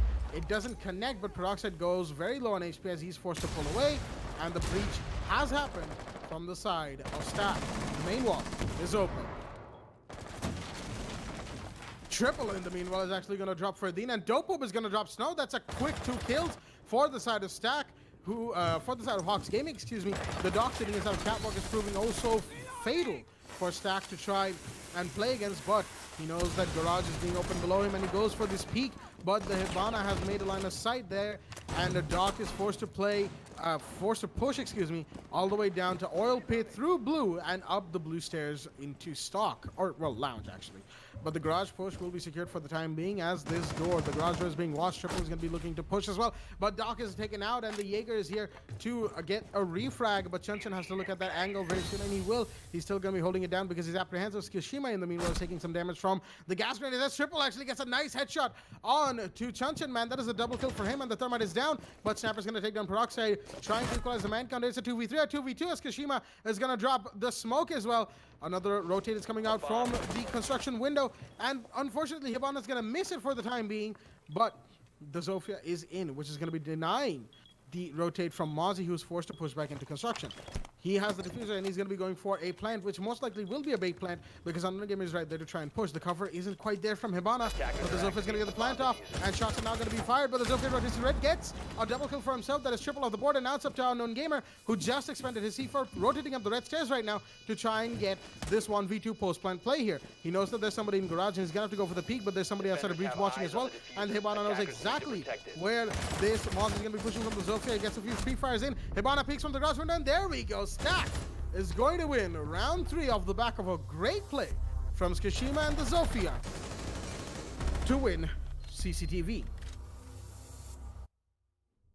That round definitely looked like it was going in the favor of Hawks Gaming, but Stack getting that impactful frag towards the end of the round is what mattered the most, and they made sure that they do it in quite the fashion. I mean, the way they clutched that out is amazing. You love to see those teamwork clutches coming in. The plant was going down, and we saw the cover being employed by the Hibana, despite she was the one to stay on low HP. The plan went down successfully with the Mozzie in play and the C4 as well. I think that shouldn't have happened, but all in all, the attack round was amazing that we got to see from the side of Stack. And now we'll be going round 4. That is the CCTV and cash room defense once again by Hawks Gaming. Pretty similar lineup, not a huge change coming in from them. No 6 picks either. Let's see how this round fares out for them. Indeed, as Stack with this early game lead here on any CCTV push that they have done, both of them for that matter have been won out from the side of the attacking team, and they're going to be looking to continue that streak, of course, going into these next set of rounds. As we have seen Stack on Clubhouse before, that is of course just yesterday, reiterating for the folks at home who are joining us just now, Stack went 7-4 to victory against Kita Esports yesterday on Clubhouse. The same map, and Stack was on attack in the first 6 rounds as well. So for all of the Hawks Gaming fans in chat, that's a little bit of information as to how Stack is actually pretty good playing on the attacking side and playing Clubhouse for the time being. They'll be looking to put this match into their scoreboard as well, and the same goes for Hawks Gaming, as Crowned Clown has actually switched into the Doc to substitute for Dope Pope, who is on the Smoke for the time being, and the Doc is still playing in Garage, but it's a different operator for the time being.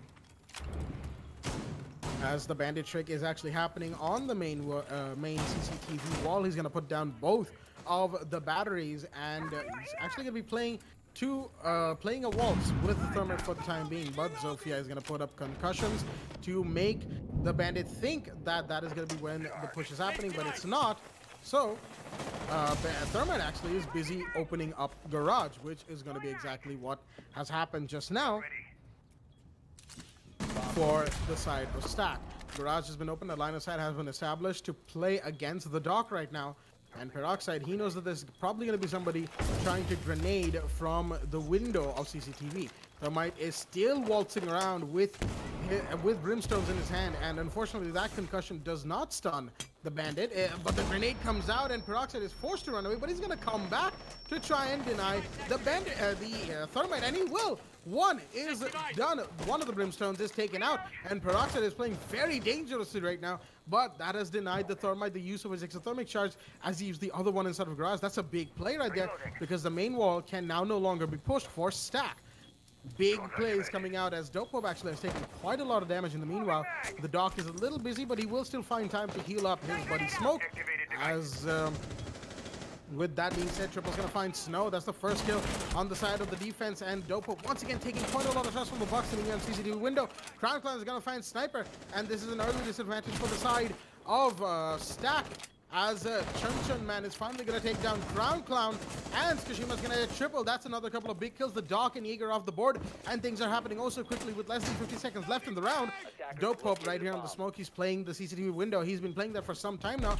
Ferdine is actually very low on HP, but the shots come out from Garage. That is a double kill for Chun Chun Man as he takes down Smoke, and he has the diffuser. He could very well go for the plant here if the cover is in place for from the rest of his team.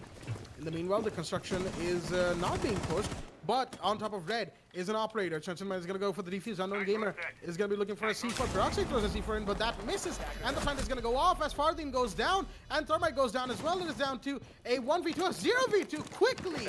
The last attackers are dropped from Hawks Gaming, as Stack with an unfortunate loss right here onto CCTV will lose round 4 to Hawks Gaming. Defenders win.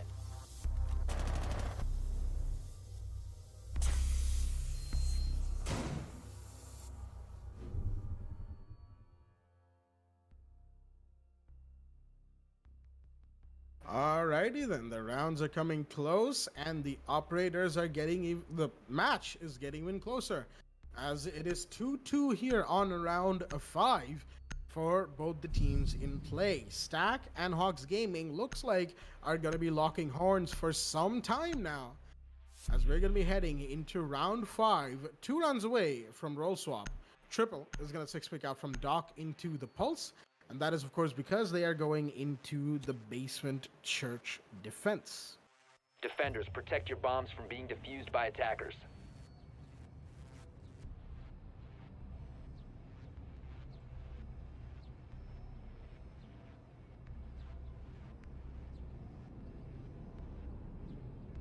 Alrighty then, with all of that being said, of course, Hawks are going to be looking to put a round in the lead for themselves, and Stack are going to be looking to do the exact same, because going into roll swap with a 4-2 lead is actually the ideal situation for both of these teams, as they sit on an equal ground right now.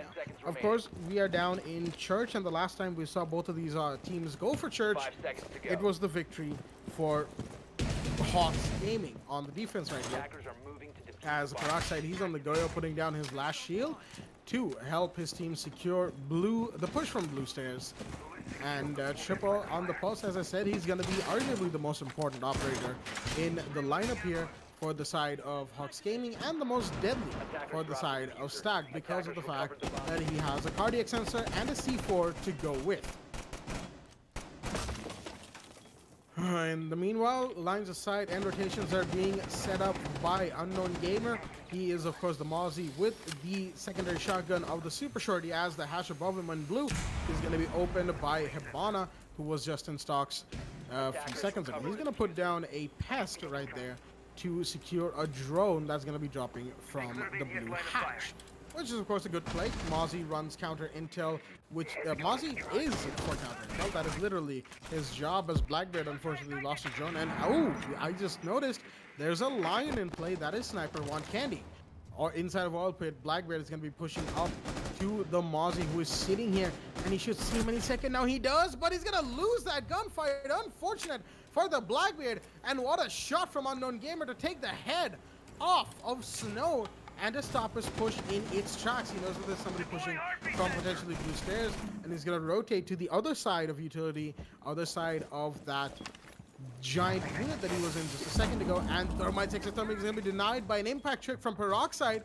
What a play coming out from Hawks Gaming as they look to deny every piece of utility, every breach that Hawks Gaming, Stack are trying to make in this situation. The Nitro comes up from Pulse, but it won't do any damage, unfortunately, to anyone, as the kitchen push is going to be completely, for the time being, halted. Hibana's the only one left to try and open the kitchen hatch. She's going to be firing shots into sight, but the site, the hatch is finally open.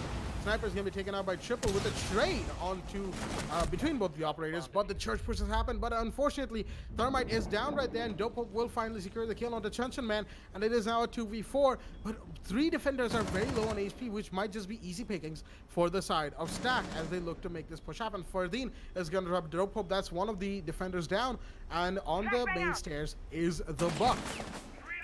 In the meanwhile, it looks like Churchaz is going to be pushed by Skishima, and he's the only one left to make this push happen. It's a 1v3 now, all down to the Hibana to make this push happen. He's going to be coming down red stairs, the main stairs, excuse me, as there's 2 people watching him from blue. He's going to drop one inside his side. That is Peroxide gone, and he gets another one. What a shot from Skishima Goat right here. Can he get the clutch here in this 1v3 situation with less than 10 seconds on the clock? He's looking the wrong way. The operator's inside of Arsenal Hibana. He's going to have to go for this kill nonetheless, and he's not going to see him, and the defenders will still win round 5. Unknown Gamer to get the last kill, giving Hawks Gaming the lead on round 5.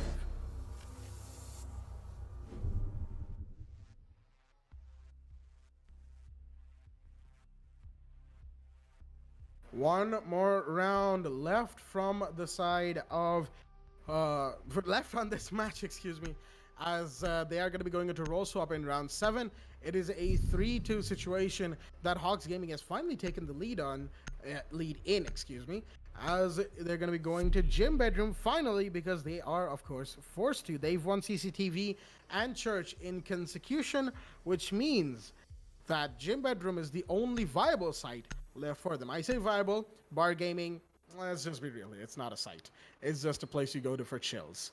As Defenders, protect your bombs from being defused by looks attackers. like it's up to Stack to try and equalize and start afresh on the side of on the defensive side, excuse me, as the Gym Bedroom defense is going to be manned by Castle from Peroxide, Crown Clown on the Legion, Dope Pope on the Bandit, Unknown Gamer on the Mozzie, and Triple on the Jaeger. As this is, of course, the standard lineup you would see, because Gym Bedroom as a site needs quite a lot of reconstruction. Now that I think about it, some people like to play in Secret Stash with the rotation in our site. Some people like to have a rotation instead of logistics. Some people like to just straight up destroy the entire Gym Bedroom dividing wall and just have an open room plan. Excuse me. We've seen that come out from a lot of teams before. Not a lot of teams, but some teams. And if you ever play ranked with a particular mindset, you'll find players of a similar mindset who play the AA-12. That is the wall leader, of course, for Meister and Alibi. Actually, that reminds me. Just yesterday, I was playing ranked, and we ran into a player on the reworked Oregon, right? And they were playing Alibi with the AA-12, the wall leader, and actually top fragging for us, which was insane. That man was a mad lad, I swear. And if he's watching this, I salute you. I would not have the courage to do that. But coming back into the game right now, as interesting use of the Hibana to open one of the castle barricades. That looks like the one in Gym. Yes, it is. Skishima is going to be opening one, and he's going to... okay. Very interesting use of the Hibana. But of course, since Hibana's pellets cannot be denied by Jaeger. Oh, what a shot! As soon as it opens, the Bandit is taken out by a quick headshot from Skishima, despite the castle trying to deny the Exkyros pellets from opening his barricade there. But Hibana has dealt quite a lot of damage at the cost of 2 sets of Exkyros pellets, but the Bandit is off the board and the main breach has happened. The bedroom window is also being opened by the same Hibana, who's looking to make this push into site happen. In the meanwhile, we do have Sniper on the Blackbeard as the ADS inside of sight has been burned out and the gym push has happened. Hibana's in there. Sniper's watching the CCTV window. He's going to see the Jaeger there, but missed quite a few shots. And goes. Kashima takes down Peroxide. In the meanwhile, the castle is gone. But Blackbird has taken quite a bit of damage as Chunchan is going to go down to Crown Clown. It's a 4v3 situation that Stack have the lead in for the time being. As Crown Clown actually goes down, the Legion is off the board. And now it's a 2v4. All down to Mozzie and Jaeger to try and make this play happen. Moz is going to rotate down to play the underneath C4 because there are some pings happening as the Jaeger gets taken out, and it's now a 1v4 as Snow is going for the plant, and it's all down to Unknown Gamer here in this 1v4 post-plant situation to play in. The C4 does come out, but is it going to connect? Doesn't look like it. He's busy ripping it out, and the Hibana, despite whiffing so many shots, is finally going to get the kills. Kashima secures the final kill from Stack, fourth Stack. Oh dear me, he was almost caught going for a very, very early reload. And with that being said, of course, Stack equalize on the role swap in round 7, and they'll be going into defense with a fresh start.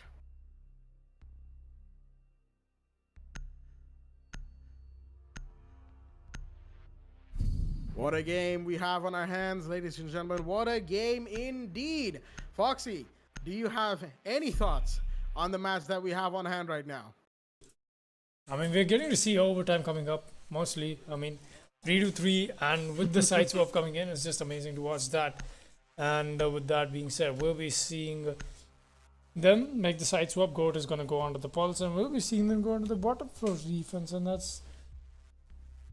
is interesting, as I was talking about that a while ago, and just talking about how the internet is. And we're back to normal. Triple is going to be on the IQ. We are going to see Dopo running the Zofia. Unknown Gamer is going to be on the Thatcher. Crown Clown is going to be in the Hibana. And Peroxide on the Thermite. So one thing we need to notice here is that the Thermite and the Hibana, both of these are breaches being put to use. Obviously because the Maverick is being banned, so you don't want to be bringing the Maverick to the board. But apart from the Maverick, both of them will be brought by the side of Hogs Gaming. And 10 seconds to insertion. I know one thing that I can surely assure in the way Stack plays their games is just not able. Attackers objective. Alright, so one thing we've got to notice is that the side of Hogs Gaming, they've got to make sure that they're not over strategic. They are not emphasizing so much on getting the utilities done. I think they should focus a little more on how they are playing their frags out. It's just not being able to convert them, and Stack is just better at them at that. So now we'll be seeing Peroxide, making sure he's getting a few drone works in for his teammates, as they've got to attempt to breach the kitchen hatch first. That's going to be their priority at this moment. And so Kashima Goat is going to make sure that he spots out every single heartbeat that is outside of the kitchen. Look at that. He does spot out the window, and as well as whoever's playing on the freezer as well. Oh, really tight angle being watched from the pulse over here.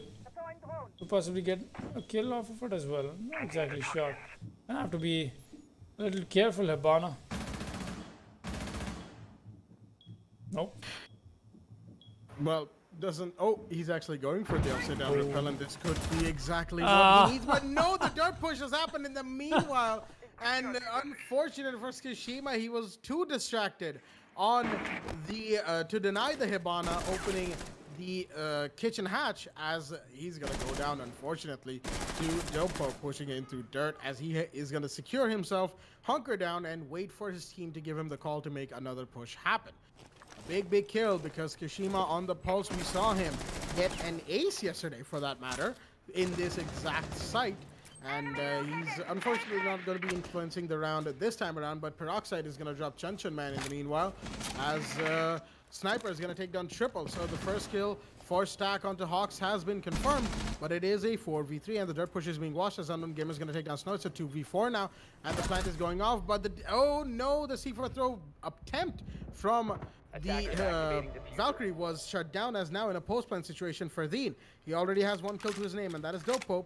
But he's going to have to go for the rest of the attackers before he can even think about counter defusing. He's on the first floor trying to find an open hatch, any sort of entryway into sight that can help him make this push happen, as he's being shot from below. And now they know he's going to be pushing down the main stairs. He fires a few shots to pre-fire to find an operator, but he won't be able to. But he gets a kill onto Peroxide. What a shot right there. But there's 2 more operators to deal with. One sitting in deep arsenal. That's going to be, well, from the looks of it, his first enemy. The other one, of course, is rotated all the way to Kitchen Hatchet. Oh my god, what a shot from Ferdine as he takes down Crown Clown. The time, however, is not going to be in his side as Hawks Gaming will finally get the kill to win round 7.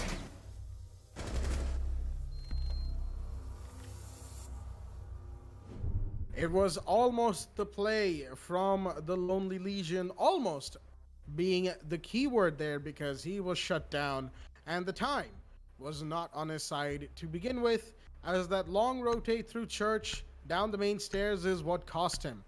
And looks like it's going to be a 4-3 favor for Hawks right now, as Stack look to change up sights and go to CCTV. The 6-pick comes out from the side of Triple. He's going to be switching out from the Ying into the IQ. And outside from that, of course, no 6-picks being used, but Chenchan Man is, of course, on the Wamai to complement Ferdine on the Jaeger with his beautiful, with both of those beautiful operators being used to deny utility for the side of the attacking team. Hawks Gaming will be all too aware of that. They do have the Thatcher in play. That is Unknown Gamer, of course, as he's going to be looking to try and take out as much defender utility for his team as much as possible. Sniper is on the dock in the meanwhile. He'll probably be playing inside of catwalks as more magnets are being thrown out by Chenchan Man to deny. As well, again, I keep saying that, but of course, Womai's job is to deny. As Skishima Goat this time on the Bandit, he's just been oh so good for his team throughout this game, throughout all the games that Stack has played. And as we see him right there on 10 kills, he's been the GOAT, as his name says, for his team. 7 kills to Ferdine. He's also been doing his share of lifting. As for the side of Hawks Gaming, it is a much more shared scoreboard. 5, 6, and 7 kills for Triple, Crown Clown, and Unknown Gamer, respectively. As with that being said, we're going to be coming back in the round. Snow is going to fall back into the site, as I think Doc is asking for a rotate in and around, inside and outside of the site. That is, of course, CCTV.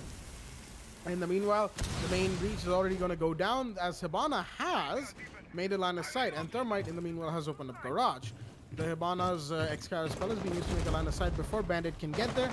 Very smart use of the hard breaching tools that Hawks Gaming have in hand, but Crown Clan is going to take a little bit of damage from inside of sight. That looks like Kishima who's doing all of that damage, as an EMP comes out from the Thatcher, another one, to make this play happen. In the meanwhile, Doc inside of Catwalk, he's just going prone and back up, playing peekaboo with the drones that are trying to spot him out.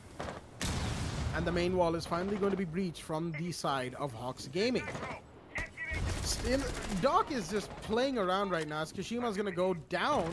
He's, of course, only down. No, the kill is confirmed, but Peroxide will also go down to the side of Snow, who's actually playing on the breach like an absolute madman, but he's going to pull back in before he gets detected and taken out from the repelling operators right there, as it is an equalized man count going into a minute 20 left in the clock.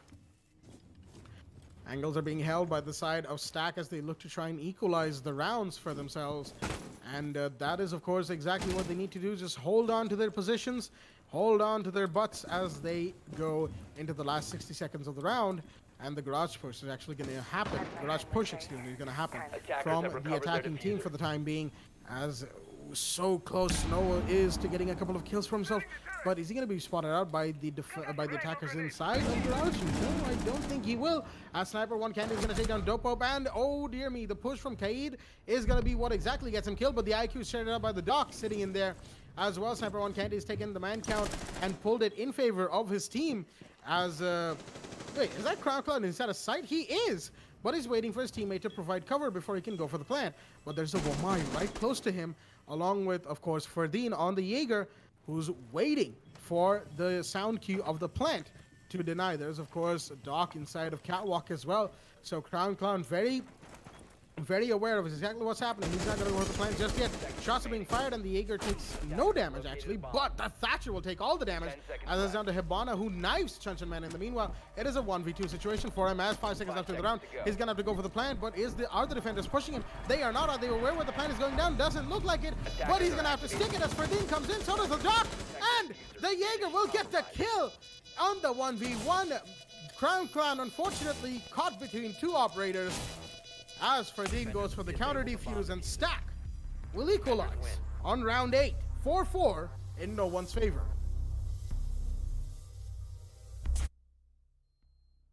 Oh boy, this match is obviously turning out to be quite the showdown, 4-4. And look at me, I was complaining that we are getting to see a little bit of one-sided matches, but now that we have reached this. Now that we have reached this mark, one thing we'll have to notice here is this is exactly the round difference where we could get the consecutive scoreline in for today. I mean, if you know what I'm saying. 7-1, 7-2, 7-3 in the last match. And now whoever wins without giving the other team a victory on a round is going to make sure they get a 7-4 scoreline for themselves. So, I know, just for the jokes of it or just for the fun of it, we had today the first match that was against Quantum G1. Was that the match? Or was that? Yes, it was Quantum G1 versus Virtual 5 Esports. Alright, so Virtual 5 versus Quantum G1 was a 7-1. Then we had a second match coming in that ended, it was level 0, I presume. That ended 7-2.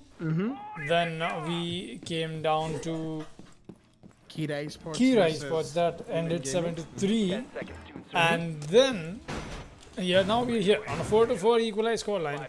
And whoever wins this without giving the other team even one round of an advantage will have completed the circle, and hence my OCD can rest as well. So that'll be a 7-1, 7-2, 7-3, 7-4 that we got to see on the play day 4 of the Division 1. Anyways, pointless things out of the way, we'll see what happens here in the game as Snow and Ferdinand Jas is going to be holding on towards the blue area. That is the blue generator room, as Ferdinand Jas is going to be making his way up. He wants to make sure that he he's bringing some of these guns alive on the side of his team, and he's making sure that he wants to go for the roam as well. So, still holding this one down. Want to make sure that you don't get caught off early, as we'll be seeing yet another. Oh no! that isn't what? Wait, what? No! Okay, all right. Oh no! Yeah. Did he just throw both of his smoke babes on the bandit battery? He did. He did. Both of them. Okay. Unfortunate for Sniper, that electric field is just a little bit larger than what he anticipated, as he's down to the last smoke canister without even being able to use his first two. For a second, I could not understand what happened. Like, I thought it went above them. I was like, wait, what's eating them away? Alright, I myself, in fact, thought that they went above them. Anyways, we'll be seeing Ferdinand Jas still holding this angle down. That's the Jaeger, making sure that he catches up any attackers. And look at that, the drone does not catch him. So, this could turn out to be the play that the Jaeger needs. Chuncheon Man is going to get one kill on Dope Pop. That is a very important one, as that is going to take out the Capital. And now Ferdinand Jas making his way back to the bottom of the main stairs. I think this is a little more predictable, the spot that he's playing in, and we are seeing a lot of soft breach being implied on this kitchen wall. You want to make sure that the Pulse is not allowed to play close to the deep armor here. And look at this, the Jaeger gets caught out with the aggression that he tried to bring on for the side of Stack. Really good punish coming in from Unknown Gamer, and we'll be seeing a 4-4 scoreline as well as a 4-4 man count on this round so far. A really quick insight on how I've seen Unknown Gamer grow as a player. It's just been amazing. He started out in the ex-MRCZ now. That is a group. Yeah, the present MRCZs acquired the DE roster, while the ex-MRC... Whoa, alright, the plan is already going down. As I was speaking about Unknown Gamer, and the smoke canister is surely going to... No, it's not going to. The plan does get stopped, but that is also going to claim the 2 life of these defenders.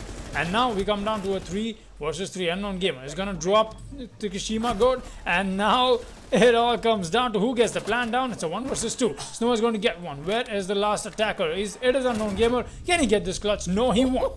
Snow is gonna land his shots, and Stack is going to win on round 9. 1 round closer to match point. A really nice clutch coming in from this Bandit here in a 1 versus 2, and really well played.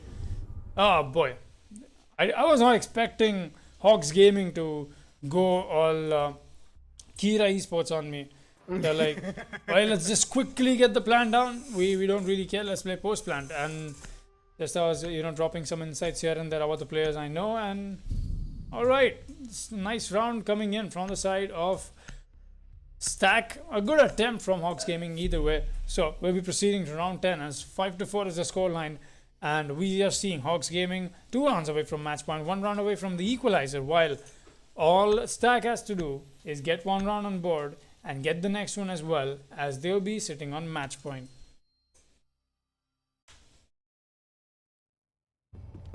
The plays coming out from the side of Stack have assured them the lead right now, but if the history of this match is anything to go by, then Hawks Gaming might just be able to equalize, and we may very well see overtime from either of these teams. Either that, or maybe finally Foxy's OCD can rest easy for tonight, and 7-4 victory is going to be assured for... Well, at this point, if it's going to have to be 7-4, it will be Stack, of course, because if Hawks Gaming win this, it'll be 5-5, and then it'll be... Like, even my OCD is going to start flaring up in that case, but depends on, of course, the kinds of plays of that the teams bring out here as the insight into what was ex-MRCZ, as you said, Foxy. Quite nice, actually. And the new MRCZ, of course, they're good, they're all right, but they are down in Division 3 for the time being. And really unfortunate to see that happen, as the CCD wall has been reinforced, even though the site is gym bedroom. Interesting plays here from the side of Stack. Of course, they're going to be going for a wide defense, a spread defense, a spread thin almost. As look at that, the rotation or the line of sight, if that is a rotation, is going to be made by Sniper on the smoke right there, as Zofia is going to be breaking up the castle barricades on Jim. An interesting placement of a shield by Chunchan Man on the Frost. He's anticipating a red stairs push, of course. That is why the shield goes down where it does. And from the looks of things, it's going to be a garage push from the side of the roam clear for Hawks Gaming. Chunchan Man has, of course, heard that happen, and he's going to peek right here. IQ on the drone. Oh, no, he pre-fires at the wrong time. Doesn't even clip the shoulder of the IQ as she has gone prone, and he knows that there's one there, but the IQ now knows that there's a Frost trying to get this kill, and he's being a bit too aggressive right now. The main window CCTV has been blown open, and Chunchan Man is unfortunately found himself in a disadvantageous situation of his own doing, as he is forced to play ever so cautiously from shots being fired by this from the CCTV window and the IQ inside of garage. He's looking at red stairs, thinking there's a push coming from there. But outside of the construction window is another operator that is looking to get a kill. That is, oh, what a shot from Sniper One Candy. The shotgun to the face is going to be what takes down Crown Clown. And Chunchan Man right here has a little bit of support from the smoke as the Hibana is down. That's a big kill. That's one of the hard breaches for that matter. As Chunchan Man, he still remembers that there's somebody inside of garage. That is, of course, Dope Pop on the IQ. But is he going to be able to get the kill? That is, of course, the question here. Triple has taken a little bit of damage in the meanwhile, as Sniper One Candy is caught in a crossfire of his own. And the shots come out from the IQ, but that's not going to be enough, as Chunchan Man's going to clean up on Dope Pope. And another one is down. That is Triple, who has been taken out. Unknown Gamer in the meanwhile is going to drop Sniper One's Candy as he went to confirm that kill. Holding the long angle right there is Kashima with the castle, is just waiting for somebody to push Gym window. Peroxide is now here to try and get a kill through onto the Frost. Sitting inside of CCTV, he knows that there's someone here, but that's the wrong peak, and that's the diffuser inside of garage. This is all down to Unknown Gamer in a 1v4 clutch situation. 20 seconds left in the round for him to try and make this happen. Is he going to be able to, or is this going to be match point? He finds the Jaeger. That's the first kill, but it's a 1v3 with 12 seconds left in the round. Shots are being fired. He finds the Frost, and that's another great kill. He finds another one. It's the quad. Can Unknown Gamer get the much happening. He's firing shots into main stairs, but he has only 2 seconds after the clock. Goes for the push, but the operator is hiding, and the time is what will give Stack round 10. Smart play from the Bandit right there, and a very, very, very good attempt from the Thatcher Unknown Gamer to try and win for his team, but it wasn't enough. Not enough time, as Stack will go 6-4 into match point.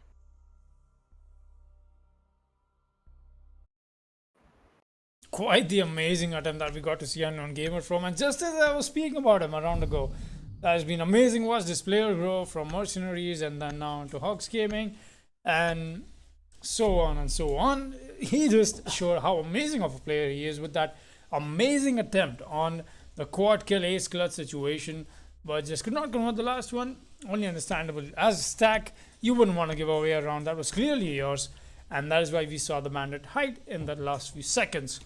But that did come also close, and you just love to see plays like that. That being said, we'll be proceeding on to a match point status now for Stack. And don't get me wrong here, guys. The only reason I would want Stack to win at this point is just so we can have a scoreline for today that says that stays in consecution. So for anybody who's joining us right now, and in case I was not clear in my talk previously, our first game today ended in a 7-1, our second game ended in a 7-2, our third game that was before this ended in a 7-3. So if Stack wins this round, they're going to end this game on a 7-4, and that just, I don't know, it just, it sounds good, you know, it's satisfying for some reason, you know.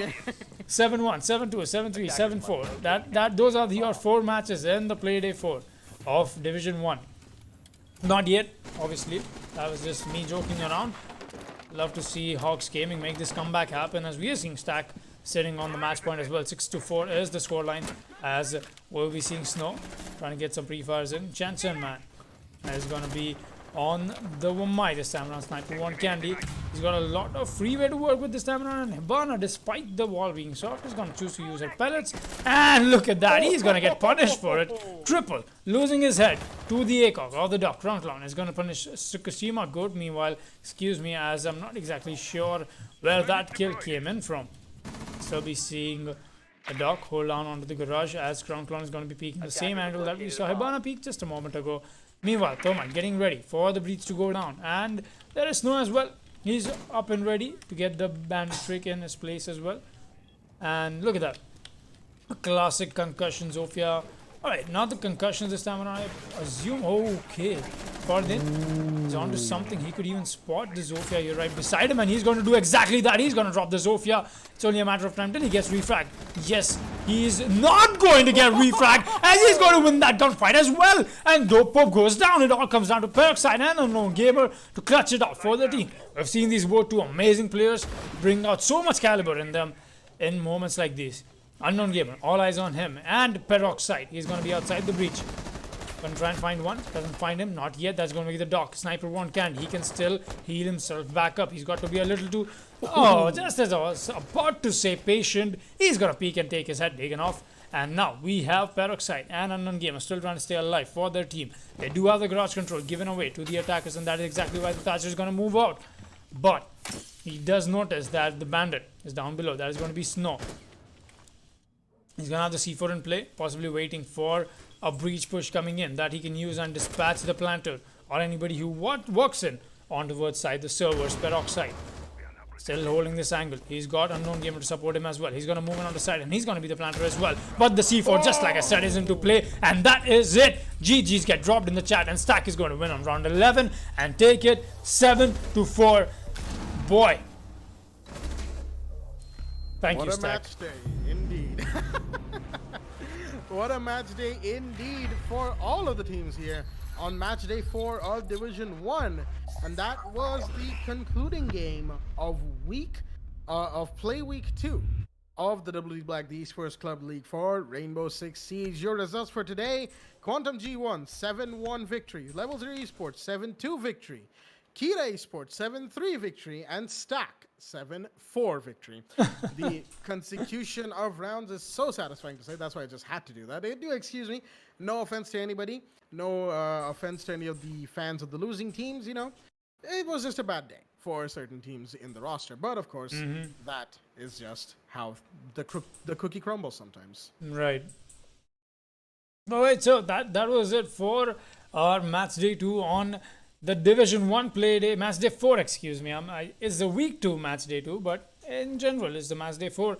And we'll be back again with the Division 3 play days, and that is going to be the last week where we step into these divisions and get our final standings in. So while you're at it, guys, make sure you are liking and subscribing the Esports Club on their social media. That is on Instagram and Facebook, because we'll be releasing highlights of the week, we'll be releasing plays of the day, play of the days, we'll be releasing a division highlight of the week as well, and we'll be coming out with your top MVPs in this division schedule that is going on. So that was quite the match that we got to see. 7-1, 7-2, 7-3, and then 7-4.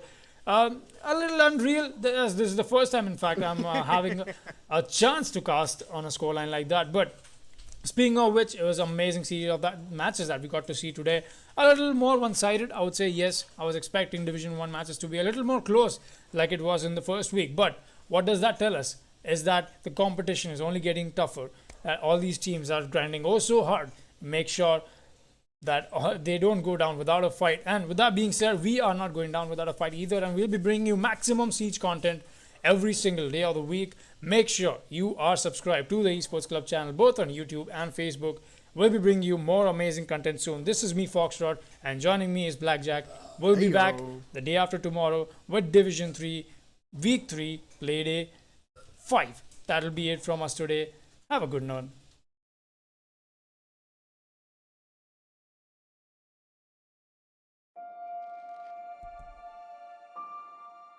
The moment of creation is a form of magic, where an off becomes an on, a 0 becomes a 1, then another, and another, until, deep in the complexity, you discover order, speed, reliability, power, experience the WD Black NVMe SSD.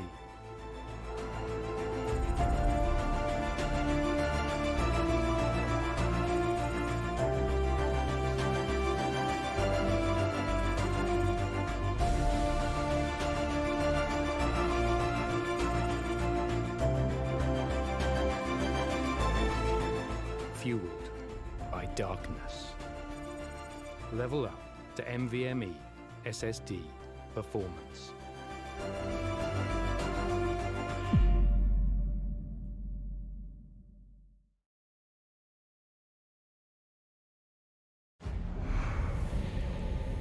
Numerous forces aimed at the Earth.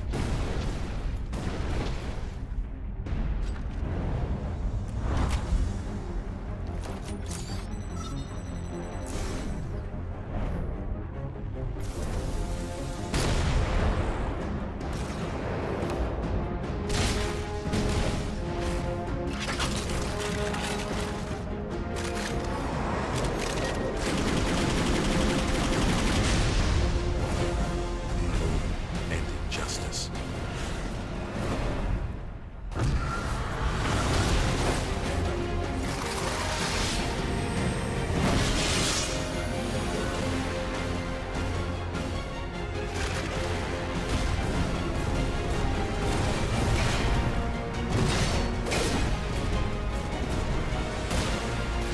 Let the glorious battle begin.